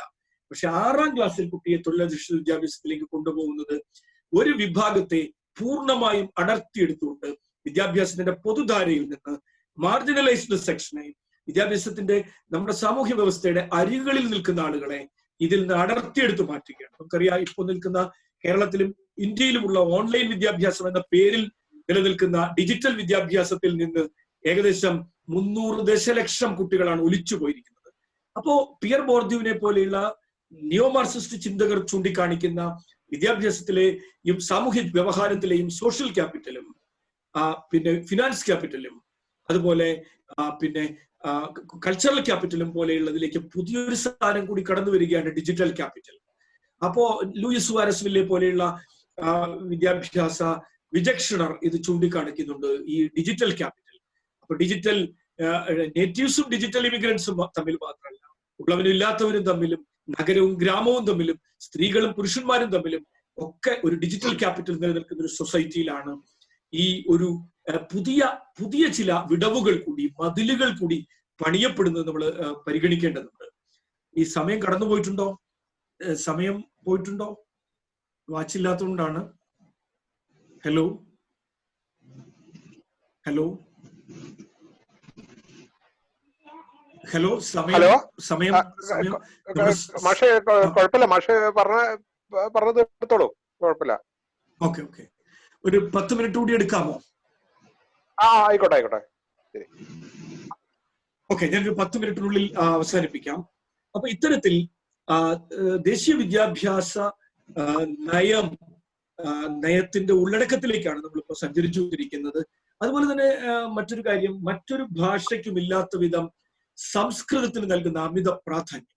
ഈ നയരേഖ ഒരിടത്ത് പറയുന്ന വളരെ വലിയ തമാശയുണ്ട്. നമ്മുടെ മെക്കാളയുടെ മിനിറ്റ്സിൽ, പണ്ട് മെക്കാളെ മിനിറ്റ്സിൽ സൂചിപ്പിച്ചൊരു കാര്യമുണ്ടല്ലോ, മെക്കാളയുടെ മിനിറ്റ്സിന് സമാനമായി ഈ രേഖ പറയുന്നുണ്ട്, ഗ്രീക്ക് ലാറ്റിൻ ലിറ്ററേച്ചർ മുഴുവൻ എടുത്താൽ പോലും സംസ്കൃതത്തിന് തുല്യമാവില്ല എന്ന്. വലിയൊരു തമാശയാണ്. അപ്പോ ഈ സംസ്കൃതൈസേഷന്റെ ഒരു അജണ്ട മുന്നോട്ട് വെക്കുകയാണ്. ഗ്രീക്ക് ലാറ്റിൻ ലിറ്ററേച്ചർ മുഴുവൻ എടുത്താൽ പോലും സംസ്കൃതത്തിന് പകരമാവില്ല എന്നൊരു നയരേഖ പറയുമ്പോൾ ആ നയരേഖ എന്താണ് മുന്നോട്ട് വെക്കുന്നത് എന്നുള്ള ചിന്ത നമുക്ക് ഉണ്ടാവേണ്ടതുണ്ട്. അതുപോലെ തന്നെ എനിക്ക് പറയാനുള്ള മറ്റൊരു കാര്യം, ഈ ദേശീയ വിദ്യാഭ്യാസ അവകാശ നിയമം 2009 UPA ഗവൺമെന്റ് പാസ്സാക്കിയ വളരെ ശ്രദ്ധേയമായ നിയമനിർമ്മാണങ്ങളിൽ ഒന്നായിരുന്നു ദേശീയ വിദ്യാഭ്യാസ അവകാശ നിയമം. ദേശീയ വിദ്യാഭ്യാസ അവകാശ നിയമം വലിയ മാറ്റങ്ങൾ കൊണ്ടുവന്നു എന്നുള്ള പക്ഷമൊന്നും എനിക്കില്ല. പക്ഷേ ആക്സസിന്റെ കാര്യത്തിൽ, വിദ്യാഭ്യാസത്തിന്റെ പ്രാപ്യതയുടെ കാര്യത്തിൽ, ലഭ്യതയുടെ കാര്യത്തിൽ, തുല്യതയുടെ കാര്യത്തിലൊക്കെ ചില പോസിറ്റീവായിട്ടുള്ള മുന്നേറ്റങ്ങൾ മുന്നോട്ട് വയ്ക്കാൻ ദേശീയ വിദ്യാഭ്യാസ അവകാശ നിയമത്തിന് കഴിഞ്ഞിട്ടുണ്ട് എന്നാണ് ഞാൻ വിശ്വസിക്കുന്നത്. എന്നാൽ അത് മുന്നോട്ട് വെച്ച ആക്സസിബിലിറ്റിയുടെയും പിന്നെ അതുപോലെ തന്നെ ഇക്വിറ്റിയുടെയും ഒക്കെ ഒരു പരിമിതമായ സാഹചര്യങ്ങളെ പോലും ഈ നയസമീപനം, ഈ നയരേഖ അപ്രസക്തമാക്കുകയാണ് ചെയ്യുന്നത്. കാരണം ഈ ദേശീയ വിദ്യാഭ്യാസ അവകാശ നിയമം പറയുന്നുണ്ട് 25% സീറ്റുകൾ പിന്നോക്ക വിഭാഗങ്ങൾക്ക് വേണ്ടി മാറ്റിവെക്കണമെന്ന് ആ നയരേഖ മുന്നോട്ട് വെക്കുന്നു. അപ്പൊ അതിനെയൊക്കെ ആ കരുത്തെയൊക്കെ, അതുപോലെ നെയ്ബർഹുഡ് സ്കൂളിംഗ്, ഈ സ്കൂൾ കോംപ്ലക്സ് എന്ന് പറഞ്ഞ ആശയം വരുമ്പോ നെയ്ബർഹുഡ് സ്കൂളിംഗ് എന്ന് പറഞ്ഞ ആശയം പോവുകയാണ്. സ്കൂൾ കോംപ്ലക്സ് ഒക്കെ വലിയ അപകടകരമായ ഒരു കാര്യമാണ്. സ്കൂൾ കോംപ്ലക്സ് ഒരു 15-20 സ്കൂളുകളെ ചേർത്ത് ഒരു സ്കൂൾ കോംപ്ലക്സ് ഉണ്ടാക്കുന്നത് എന്തിനു വേണ്ടിയിട്ടാണ്? നിലനിൽക്കുന്ന സ്കൂളുകൾക്ക് പണം ചെലവഴിക്കാൻ ഗവൺമെന്റിന് താല്പര്യമില്ല. വിദ്യാഭ്യാസ മേഖലയിൽ നിന്ന് സർക്കാർ പിൻവാങ്ങുകയാണ്. നമുക്കറിയാം, എല്ലാ മേഖലയിൽ നിന്നും വെൽഫെയർ സ്റ്റേറ്റ് എന്നൊരു കോൺസെപ്റ്റ് ഇല്ലാതാവുകയാണ്. ദുരന്ത മുതലാളിത്ത കാലഘട്ടത്തിൽ നമ്മൾ കാണുന്നതാണ്. ദുരന്ത മുതലാളിത്തം എന്നല്ല ഇതിനെ വിളിക്കേണ്ടത്, ദുരന്ത സാമ്രാജ്യത്വം എന്നാണ്. ക്യാപിറ്റലിസ്റ്റ് ഇമ്പീരിയലിസം, ഡിസാസ്റ്റർ ഇമ്പീരിയലിസം എന്നാണ് ഇതിനെ വിളിക്കേണ്ടത്. അപ്പൊ ഡിസാസ്റ്റർ ഇമ്പീരിയലിസ്റ്റ് കാലഘട്ടത്തിൽ ഈ വെൽഫെയർ മെഷേഴ്സിൽ നിന്ന് ഗവൺമെന്റ് പിൻവാങ്ങുന്നതിന്റെ ഒരു അടയാളം നമുക്ക് ഇതിൽ കാണാം. സ്കൂൾ കോംപ്ലക്സിൽ പെർമനന്റ് അധ്യാപകരില്ല. സ്കൂൾ കോംപ്ലക്സിൽ അധ്യാപകരെ ഷെയർ ചെയ്യണം എന്നാണ് പറയുന്നത്. ഈ രേഖ പല കോണ്ടെക്സ്റ്റിലും അധ്യാപക വിരുദ്ധമാണ്. ഇത് വിദ്യാർത്ഥി വിരുദ്ധം മാത്രമല്ല, ഇത് പൊതുസമൂഹ വിരുദ്ധം മാത്രമല്ല, ഇത് അധ്യാപക വിരുദ്ധവുമാണ്.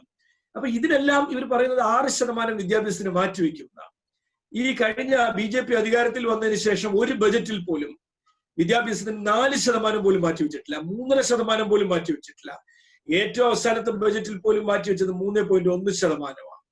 നമുക്കറിയാം വിദ്യാഭ്യാസത്തിന് ഫിൻലൻഡ് മാറ്റിവെക്കുന്ന തുക എത്ര. എന്തിനു പറയുന്നു? ഇന്ത്യ ചെലവിന് കൊടുക്കുന്ന രാജ്യങ്ങളായിട്ടുള്ള നേപ്പാൾ വിദ്യാഭ്യാസത്തിന് 5.1 മാറ്റിവെക്കുന്നു. ഭൂട്ടാൻ പോലെ ഒരു രാജ്യം വിദ്യാഭ്യാസത്തിന് 7.1 GDP അല്ല, അവർക്ക് ഗ്രോസ് ഡൊമസ്റ്റിക് ഹാപ്പിനെസ് ആണ്. അപ്പൊ 7.1% മാറ്റിവെക്കുന്നു. മാലിദ്വീപ് പോലും 4.3% മാറ്റിവെക്കുന്നു. അപ്പോഴാണ് 3.1% മാറ്റിവെക്കുന്ന ഒരു ഗവൺമെന്റ് പറയുകയാണ് വിദ്യാഭ്യാസത്തിന് 6% ഞങ്ങൾ ചെലവാക്കുന്നത്. വലിയൊരു തമാശ മാത്രമാണ്. ഇന്ത്യൻ വിദ്യാഭ്യാസത്തെ നോക്കി കൊഞ്ഞനം കുത്തുന്ന ഒരു തമാശ മാത്രമാണ് ഈ 6% ബജറ്റിൽ മാറ്റിവെക്കുന്നുള്ളത്. അപ്പൊ നമ്മുടെ വിദ്യാഭ്യാസത്തിലെ അരികുകൾ, പാർശ്വവൽകൃത വിഭാഗങ്ങൾ വിദ്യാഭ്യാസ മേഖലയ്ക്ക് പുറത്തേക്ക് പോവുകയാണ്. കാരണം ഓട്ടോണമിസ്, വലിയ സ്വയംഭരണം കോളേജ് തലത്തിലും കൊളീജിയറ്റ് തലത്തിലും സ്വയംഭരണ യൂണിവേഴ്സിറ്റികളെ കുറിച്ച് ഞാൻ ഈ സമയം വളരെ കുറവായതുകൊണ്ട് ഈ എല്ലാത്തിലൂടെ കടന്നു പോകണം എന്നുള്ളത് ഞാൻ ഒന്ന് സൂചിപ്പിച്ചു പോന്നേ ഉള്ളൂ. ചർച്ച വരുമ്പോൾ നമുക്കത് കൂടുതൽ വ്യക്തമാക്കാം. അപ്പൊ 5 ട്രില്യൺ എക്കോണമിയിൽ നിന്ന് 10 ട്രില്യൺ എക്കോണമിയിലേക്ക് കുതിക്കുന്ന സ്വപ്നമാണല്ലോ വയ്ക്കുന്നത്. അപ്പൊ ഈ ട്രില്യൺ എക്കോണമിയിലേക്ക് കുതിക്കുമ്പോ ആരാണ് ബാക്കി ഉണ്ടാവുക എന്നൊരു ചോദ്യം വരുന്നുണ്ട്. നമ്മുടെ വിദ്യാഭ്യാസ ക്രമത്തിൽ ഇനി കുട്ടികൾ ബാക്കി ഉണ്ടാവുമോ? പാർശ്വവൽകൃത വിഭാഗത്തിൽപ്പെട്ടവർ ബാക്കി ഉണ്ടാവുമോ? SC/ST വിഭാഗത്തിൽപ്പെട്ടവർ ബാക്കി ഉണ്ടാവുമോ എന്നുള്ള ചോദ്യങ്ങൾ നമ്മൾ വരുന്നുണ്ട്. അതുപോലെ എനിക്ക് സൂചിപ്പിക്കാനുള്ളത്, നേരത്തെ സൂചിപ്പിച്ച ഒരു തുടർച്ച എന്നുള്ള നിലയിൽ ഈ സെക്കൻഡറി വിദ്യാഭ്യാസത്തിൽ ഒരു എക്സിറ്റ് എൻട്രൻസ് ഓപ്ഷൻ വയ്ക്കുന്നുണ്ട്. എക്സിറ്റ് എൻട്രൻസ് ഓപ്ഷനും ഈ വിദ്യാഭ്യാസ അവകാശ നിയമവും കൂടെ എങ്ങനെ യോജിക്കും എനിക്ക് അറിഞ്ഞുകൂടാ. കാരണം എക്സിറ്റ് അടിച്ചു പോകുന്ന കുട്ടി പിന്നെ തിരിച്ചു വരില്ല. അപ്പൊ ഇവർ എക്സിറ്റ് അടിച്ചു പോവുക എന്നുള്ളതാണ് ലക്ഷ്യം. എക്സിറ്റ് അടിച്ചു പോകുന്ന ആള് തിരിച്ചു വരില്ല, പിന്നെ എൻട്രൻസ് ഉണ്ടാവില്ല. മാത്രമല്ല ഈ സ്വകാര്യ വിദ്യാലയങ്ങളടക്കം കുട്ടിക്കെതിരെ ഇത് ഉപയോഗിക്കാനുള്ള സാധ്യതയുണ്ട്. അപ്പൊ നമുക്കറിയാം ചോയ്സ് ബേസ്ഡ് സെമസ്റ്റർ സമ്പ്രദായം ഉന്നത വിദ്യാഭ്യാസ മേഖലയിൽ പോലും പരാജയപ്പെട്ടതാണ്. ആ സമ്പ്രദായമാണ് സ്കൂൾ വിദ്യാഭ്യാസത്തിലേക്ക് അടിച്ചേൽപ്പിക്കുന്നത്. അതുകൊണ്ടാണ് ഞാൻ ഈ രേഖയെ ഡോക്യുമെന്റ് ഓഫ് പാരഡോക്സ് എന്ന് വിളിച്ചത്. ഒരു ഭാഗത്ത് ഈ ദേശീയ വിദ്യാഭ്യാസ നയം പ്രത്യക്ഷത്തിൽ ആകർഷകമെന്ന് തോന്നുന്ന ആകർഷകമെന്ന് ആർക്ക് തോന്നുന്നു എനിക്ക് അറിഞ്ഞുകൂടാ, ചിലർക്ക് തോന്നുന്ന മധുരം പുരട്ടിയ സൂക്തങ്ങളാണ് ഉരുവിടുന്നതെങ്കിലും ഇത് നിറയെ വൈരുദ്ധ്യങ്ങളുടെയും പ്രായോഗികമില്ലായ്മയുടെയും സമാഹാരമാണ്. കാരണം ഒരു ഘട്ടത്തിൽ ഇത് പറയുന്നു 3 മുതൽ 18 വയസ്സ് വരെയുള്ള സൗജന്യ വിദ്യാഭ്യാസം നൽകും, സൗജന്യ നിർബന്ധിത വിദ്യാഭ്യാസം നൽകും. അതേസമയം പറയുന്നു 6ാം ക്ലാസ് മുതൽ തൊഴിലധിഷ്ഠിത വിദ്യാഭ്യാസം, മൾട്ടിപ്പിൾ എക്സിറ്റ് എൻട്രൻസ് സമ്പ്രദായം. ഇതെങ്ങനെ യോജിക്കും എനിക്കറിയില്ല. പിന്നെ സെക്കൻഡറി വേറൊരു ഭാഗത്ത് പൊതുവിദ്യാഭ്യാസത്തെ ശാക്തീകരിക്കുമെന്ന് പറയുന്നു, ഓട്ടോണമിയെയും ലിബറൽ എഡ്യൂക്കേഷനെയും പ്രൊമോട്ട് ചെയ്യുന്നു. വേറൊരു ഭാഗത്ത് ദേശീയതയെക്കുറിച്ച് പ്രസംഗം നടത്തുന്നു, അമേരിക്കൻ മോഡൽ ഇവിടെ നടപ്പിലാക്കുന്നു. നമുക്ക് ഈ വിദ്യാഭ്യാസം എന്ന് പറയുന്ന ഒരു കൾച്ചറൽ കോണ്ടെക്സ്റ്റിലുള്ള ഒരു കാര്യമാണ്. നമുക്ക് അത് ഇമിറ്റേറ്റ് ചെയ്യാൻ പറ്റില്ല. അതുകൊണ്ടാണ് ഇവിടെ ക്രിട്ടിക്കൽ പെഡഗോജി പരാജയപ്പെട്ട കാരണം. എന്തുകൊണ്ട് ഫ്രയർ ഇവിടെ കേരളത്തിൽ നടന്ന പരീക്ഷണമാണ് ഞാൻ പറഞ്ഞത്. 2000 എനിക്കതിൽ വിയോജിപ്പുള്ള ആളാണ് ഞാൻ. 2007 നടന്ന ക്രിട്ടിക്കൽ പെഡഗോജിയുടെയും സോഷ്യൽ കൺസ്ട്രക്റ്റിവിസത്തിന്റെയും പരീക്ഷണങ്ങൾ കേരളത്തിൽ പരാജയപ്പെടാനുള്ള പ്രധാന കാരണം ബ്രസീലില് ഫ്രയർ നടപ്പിലാക്കിയതോ അല്ലെങ്കിൽ ബ്രസീൽ അനൗപചാരിക വിദ്യാഭ്യാസ രീതിക്ക് ഉപയോഗിച്ച ക്രിട്ടിക്കൽ പെഡഗോജിയെയും സോഷ്യൽ കൺസ്ട്രക്റ്റിവിസത്തെയും കേരളത്തിന്റെ കോണ്ടെക്സ്റ്റിലേക്ക് കൊണ്ടുവന്ന് നടപ്പിലാക്കാൻ ശ്രമിച്ചാൽ അത് വിജയിക്കില്ല. കാരണം വിദ്യാഭ്യാസം എന്ന് പറയുന്ന സൂക്ഷ്മമായ ഒരു പൊളിറ്റിക്കൽ, സോഷ്യോ പൊളിറ്റിക്കൽ, കൾച്ചറൽ കോണ്ടെക്സ്റ്റിൽ നടക്കുന്ന പ്രക്രിയയാണ്. അതുകൊണ്ട് തന്നെ നമുക്ക് ഇമിറ്റേഷൻ സാധ്യമല്ല, അനുകരണം സാധ്യമല്ല. ഞങ്ങൾ ഫിൻലൻഡ് മോഡൽ എടുക്കും, ഞങ്ങൾ US മോഡൽ എടുക്കും. കേരളത്തിലും ആരോ പറഞ്ഞു കേട്ടോ ഫിൻലൻഡ് മോഡൽ നടപ്പിലാക്കുന്നത്. എനിക്ക് അറിഞ്ഞുകൂടാ എന്താണ് ഫിൻലൻഡ് മോഡൽ. ഇപ്പൊ US മോഡലാണ് ഇവര് പറയുന്നത്. എങ്ങനെയാണ് US മോഡൽ ഇന്ത്യക്ക് പര്യാപ്തമാവുക? ഈ US മോഡലിനെ എങ്ങനെയാണ് ഭാരത കേന്ദ്രീകൃത വിദ്യാഭ്യാസം എന്ന് വിളിക്കുക എന്നും എനിക്കറിയില്ല. ഒരു കാര്യം കൂടി ഞാൻ സൂചിപ്പിക്കാം. വിദ്യാഭ്യാസ സോണുകൾ എന്ന് പറയുന്ന ഒരു കാഴ്ചപ്പാട് മുന്നോട്ട് വെക്കുന്നുണ്ട്. കേൾക്കുമ്പോൾ രസകരമാണ്, എല്ലാം കേൾക്കുമ്പോൾ രസകരമാണ്. എന്താണ് വിദ്യാഭ്യാസ സോൺ? മാർജിനലൈസ്ഡ് ആയിട്ടുള്ള വിഭാഗങ്ങൾക്ക് സെസ് മാതൃകയിൽ, സ്പെഷ്യൽ ഇക്കണോമിക് സോണുകളുടെ മാതൃകയിൽ എഡ്യൂക്കേഷൻ സോണുകൾ കൊണ്ടുവരുന്നു പറയുമ്പോൾ ഭയങ്കര ഒരു ഇൻക്ലൂഷന് വിപരീതമാണ്. അത് എക്സ്ക്ലൂഷനാണ്. പട്ടികജാതി പട്ടിക വിഭാഗങ്ങളെയും ഇപ്പൊ ഇരുളർക്കൊരു സോൺ വരുന്നു, പണിയർക്കൊരു എഡ്യൂക്കേഷൻ സോൺ വരുന്നു, അടിയർക്കും ഞാൻ ഇരിക്കുന്ന വയനാടായതുകൊണ്ടാണ് ഞാൻ പറയുന്നത്, കാട്ടുനായ്ക്കർക്കൊക്കെ എഡ്യൂക്കേഷൻ സോൺ വരുമ്പോൾ പൊതുവിദ്യാഭ്യാസത്തിന്റെ ധാരയെ മാർജിനലൈസ്ഡ് വിഭാഗങ്ങളെ എക്സ്ക്ലൂഡ് ചെയ്യുന്ന ഒന്നാക്കി ഈ ഒരു ക്രമത്തെ മാറ്റുന്നു എന്നുള്ള പ്രശ്നമാണ്. ഞാൻ 1-2 കാര്യങ്ങൾ കൂടി പറഞ്ഞുകൊണ്ട് അവസാനിപ്പിക്കാം. ഉന്നത വിദ്യാഭ്യാസ മേഖലയിലേക്ക് പോകുമ്പോൾ വലിയ പ്രശ്നമാണ് ഇത് ഈ റിപ്പോർട്ടുമായി ബന്ധപ്പെട്ടുള്ളത്. 3 തരം യൂണിവേഴ്സിറ്റികളെ കുറിച്ച് പറയുന്നു. യൂണിവേഴ്സിറ്റി എന്ന് പറയുന്ന സമ്പ്രദായം ഇല്ലാതാക്കണം. നമുക്കറിയാം യൂണിവേഴ്സിറ്റികൾ വിജ്ഞാനത്തിന്റെ കേന്ദ്രങ്ങളാണ്. ആ യൂണിവേഴ്സിറ്റികളെ 3 തരം യൂണിവേഴ്സിറ്റികളെ കുറിച്ച് പറയുന്നു. റിസർച്ച് യൂണിവേഴ്സിറ്റികൾ എന്നും ഓട്ടോണമസ് യൂണിവേഴ്സിറ്റികൾ എന്നും അതുപോലെ പിന്നെ അഫിലിയേറ്റഡ് കോളേജുകൾ. ആ അഫിലിയേറ്റഡ് കോളേജുകൾക്ക് വരെ എല്ലാ കോളേജുകളും യൂണിവേഴ്സിറ്റികളായി മാറുകയാണ്. 4 വർഷ കോഴ്സുകളെ കുറിച്ച് പറയും. 4 വർഷ കോഴ്സുകളിൽ മുന്നോട്ട് വയ്ക്കുന്ന 4 വർഷ കോഴ്സുകൾ JNU ഒക്കെ നടത്തി പരാജയപ്പെട്ടതാണ്. 4 വർഷ കോഴ്സുകളുടെ ഏറ്റവും വലിയ അപകടം എന്താ? 1-ാമത്തെ വർഷത്തിൽ സർട്ടിഫിക്കറ്റ് കൊടുക്കും, 2-ാമത്തെ വർഷത്തിൽ ഡിപ്ലോമ കൊടുക്കും, 3-ാമത്തെ വർഷത്തിൽ ഡിഗ്രി കൊടുക്കും, 4-ാമത്തെ വർഷത്തിൽ റിസർച്ചിനുള്ള അടുത്ത ഘട്ടത്തിലേക്കുള്ള ഡിഗ്രി കൊടുക്കും. അപ്പൊ ചുരുക്കത്തിൽ സംഭവിക്കുന്നത് എന്താ? 1-ാം വർഷത്തിൽ തന്നെ സർട്ടിഫിക്കറ്റും വാങ്ങി കുട്ടി പഠനം ഉപേക്ഷിച്ചു പോകും. അവിടെ മൾട്ടിപ്പിൾ എക്സിറ്റും മൾട്ടിപ്പിൾ എൻട്രൻസുമാണ് കൊളീജിയറ്റ് വിദ്യാഭ്യാസ മേഖലയിൽ പോലും ഇവര് മുന്നോട്ട് വെക്കുന്നത്. അപ്പൊ അത് അപകടകരമായ ഒരു കാര്യമാണ് ഈ 4 വർഷ ഡിഗ്രി എന്ന് പറയുന്നത്. നമുക്കറിയാം triple main, double main courses പോലെയുള്ള അപകടകരമായ ഒരു രീതിയിലേക്ക് അത് പോകുന്നുണ്ട്. അവിടെ തന്നെ സവിശേഷമായിട്ടുള്ള വിഷയബന്ധിത പഠനം കോളേജിൽ വേണ്ട എന്ന് പറയുന്നു. ഇന്റർ ഡിസിപ്ലിനറി, മൾട്ടി ഡിസിപ്ലിനറി മതി എന്ന് പറയുന്നു. അപ്പോ അത്തരത്തിൽ AD 7-ാം നൂറ്റാണ്ടിലെ ബാണഭട്ടന്റെ കാദംബരിയാണ് വിദ്യാഭ്യാസത്തിൽ നടപ്പിലാക്കേണ്ടതെന്നാണ് പറയുന്നത്. അപ്പൊ വളരെ പെരിഫറലായ വിദ്യാഭ്യാസത്തിൽ ആഴത്തിലുള്ള വിദ്യാഭ്യാസ സമീപനം നമുക്ക് ആവശ്യമില്ല. ഉന്നത വിദ്യാഭ്യാസ മേഖലയും തൊഴിലധിഷ്ഠിതമാക്കുകയാണ്. അപ്പോ അത്തരത്തിൽ ഉള്ള സങ്കീർണമായി നമുക്ക് ഇതിനോടൊപ്പം തന്നെ കൂട്ടി വായിക്കണം. ഇന്ത്യയിലെ ഉന്നത വിദ്യാഭ്യാസ സ്ഥാപനങ്ങൾക്കുള്ള ഫണ്ട് വെട്ടിച്ചുരുക്കുക. JNUവിനുള്ള fund, Tata institute of social സയൻസിനുള്ള ഫണ്ട്, അത് വെട്ടിച്ചുരുക്കാൻ തുടങ്ങിയത് ഇക്കാലത്തല്ല, വളരെ മുമ്പ് തന്നെയാണ്. അപ്പൊ ഇത്തരത്തിൽ ഉന്നത വിദ്യാഭ്യാസ സ്ഥാപനങ്ങളെ തകർക്കുന്ന ഒരു സമീപനം ഇതിനകത്തുണ്ട്.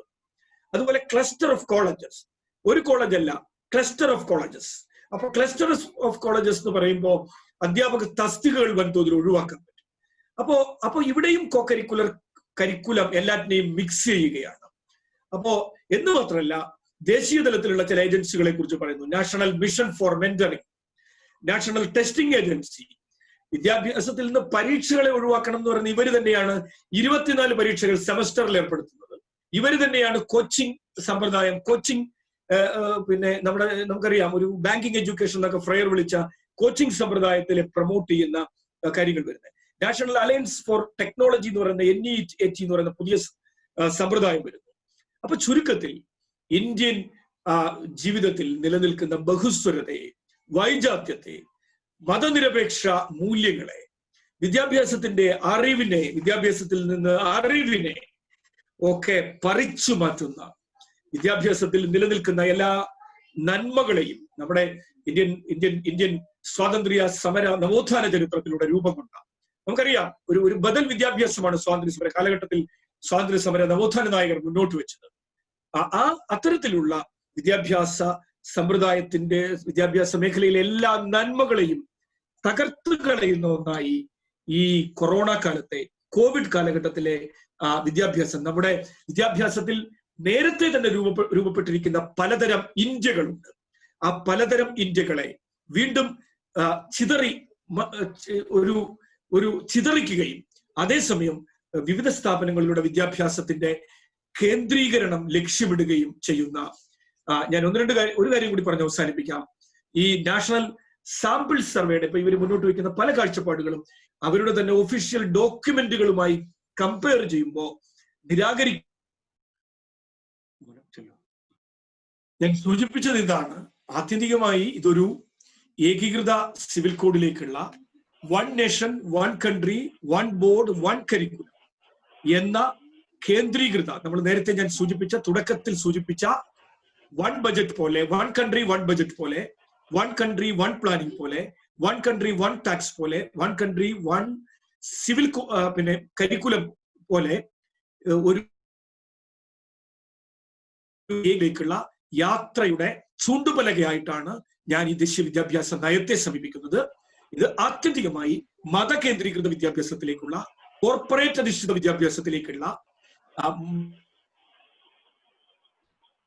വിദ്യാഭ്യാസത്തിലേക്കുള്ള യാത്രയുടെ ഒരു പ്രത്യേക ഘട്ടത്തെയാണ്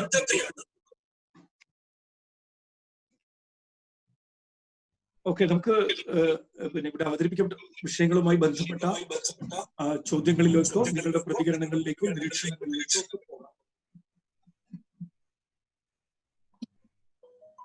ഓക്കെ. ഹലോ, പ്രകാശനാണേ. പ്രകാശേട്ടാ. അപ്പോ എന്റെ ഫോണ് പ്രശ്നമായി. കുറച്ചു നേരം എനിക്കത് കേൾക്കാൻ കഴിഞ്ഞിരുന്നില്ല. ഇപ്പൊ സ്മിതയുടെ ഇതിലേക്ക് ഞാൻ സംസാരിക്കുകയാണ്. ചോദ്യം ചോദിച്ചിരുന്നു ആരെങ്കിലും? ഇല്ല, ഇപ്പൊ മൈൻഡ് അപ്പ് ചെയ്തിട്ടേ ഉള്ളൂ. ഇപ്പൊ കഴിഞ്ഞ നമുക്കെന്തായാലും ഇനി പ്രധാനപ്പെട്ട വളരെ മോശം ഒരു ദിവസമാണ് ഇന്ന്. നമ്മളെ സംബന്ധിച്ച് ധാരാളം ദുരന്തങ്ങൾ ഉണ്ടായിക്കൊണ്ടിരിക്കുകയാണ്. കരിപ്പൂരില് വിമാനാപകടം ഉണ്ടായതായിരുന്ന വാർത്ത വന്നുകൊണ്ടിരിക്കുന്നുണ്ട്. ഇടുക്കിയിലുള്ള കാര്യം നമുക്കറിയാം. വളരെ പെട്ടെന്ന് പ്രധാനപ്പെട്ട കാര്യങ്ങൾ ചർച്ചയിലേക്ക് പോയി നമുക്ക് അധികം നീട്ടിക്കൊണ്ടുപോകാൻ കഴിയാത്ത വല്ലാത്തൊരു മോശം ദിവസമാണ്. ഭാരതത്തിൽ പ്രധാനപ്പെട്ട കാര്യങ്ങളൊക്കെ ചർച്ച ചെയ്യാൻ വളരെ വിദ്യാഭ്യാസ പ്രവർത്തകരൊക്കെ ആയിട്ടുള്ള നിരവധി ആളുകൾ ഇന്ന് ഇതിൽ ഉണ്ടായിരുന്നു. വളരെ ഗൗരവത്തിൽ ചർച്ച ചെയ്യാവുന്ന കാര്യമായിരുന്നു. പ്രകാശേട്ടാ, ഷിനുവാണേ. ഒരു കുറച്ച് മോശം അവസ്ഥയാണെന്ന് തോന്നുന്നു. കോഴിക്കോട് അപകടത്തിൽപ്പെട്ട വിമാനത്തിൽ 191 യാത്രക്കാരുണ്ടെന്നും ഇത് കുറച്ച് വലിയ ദുരന്താണെന്നും കേൾക്കുന്നു. അപ്പോ ഈ ഒരു അടിയന്തര സ്വഭാവം പരിഗണിച്ച് ഈ പിന്നെ ക്ലാസ് യൂട്യൂബിൽ അപ്ലോഡ് ചെയ്യും. അതിന്റെ ഡിസ്കഷൻ കൂടുതൽ ഡിസ്കഷൻ ഇപ്പൊ നമുക്ക് പറ്റാത്തത്രയും പരമാവധി പെട്ടെന്ന് അവസാനിപ്പിച്ചിട്ട്, കാരണം അതില് അങ്ങനെയല്ല, ഒരു 191 യാത്രക്കാരും 10 കുട്ടികൾ ഉൾപ്പെടെ ഉണ്ടെന്നാണ് ഇപ്പം വിവരം വരുന്നത്. അത് ടിവിയിൽ കാണുന്ന ദൃശ്യങ്ങളെല്ലാം കുറച്ച് മോശം സീനാണ് നമുക്ക് ചർച്ച മറ്റൊരു ദിവസത്തേക്ക് മാറ്റില്ലേ? കോഴിക്കോടല്ലേ അപകടം ഉണ്ടായത്? പ്രവാസികളല്ലേ? നമുക്കൊന്ന് പലതും ചെയ്യാനുണ്ടാവൂലേ? ഞാൻ എന്തായാലും മീറ്റിംഗ് ലീവ് ചെയ്യാണ്. തീർച്ചയായും അങ്ങനെയാണെങ്കിൽ മാഷെ നമുക്ക് ചർച്ച തൊട്ടടുത്ത ഒരു ദിവസമാക്കിയാലോ മനോജ് മാഷെ? ഹലോ, തീർച്ചയായും സാർ, ഈ ഒരു ഘട്ടത്തിൽ അത് തന്നെയായിരിക്കും നല്ലത്.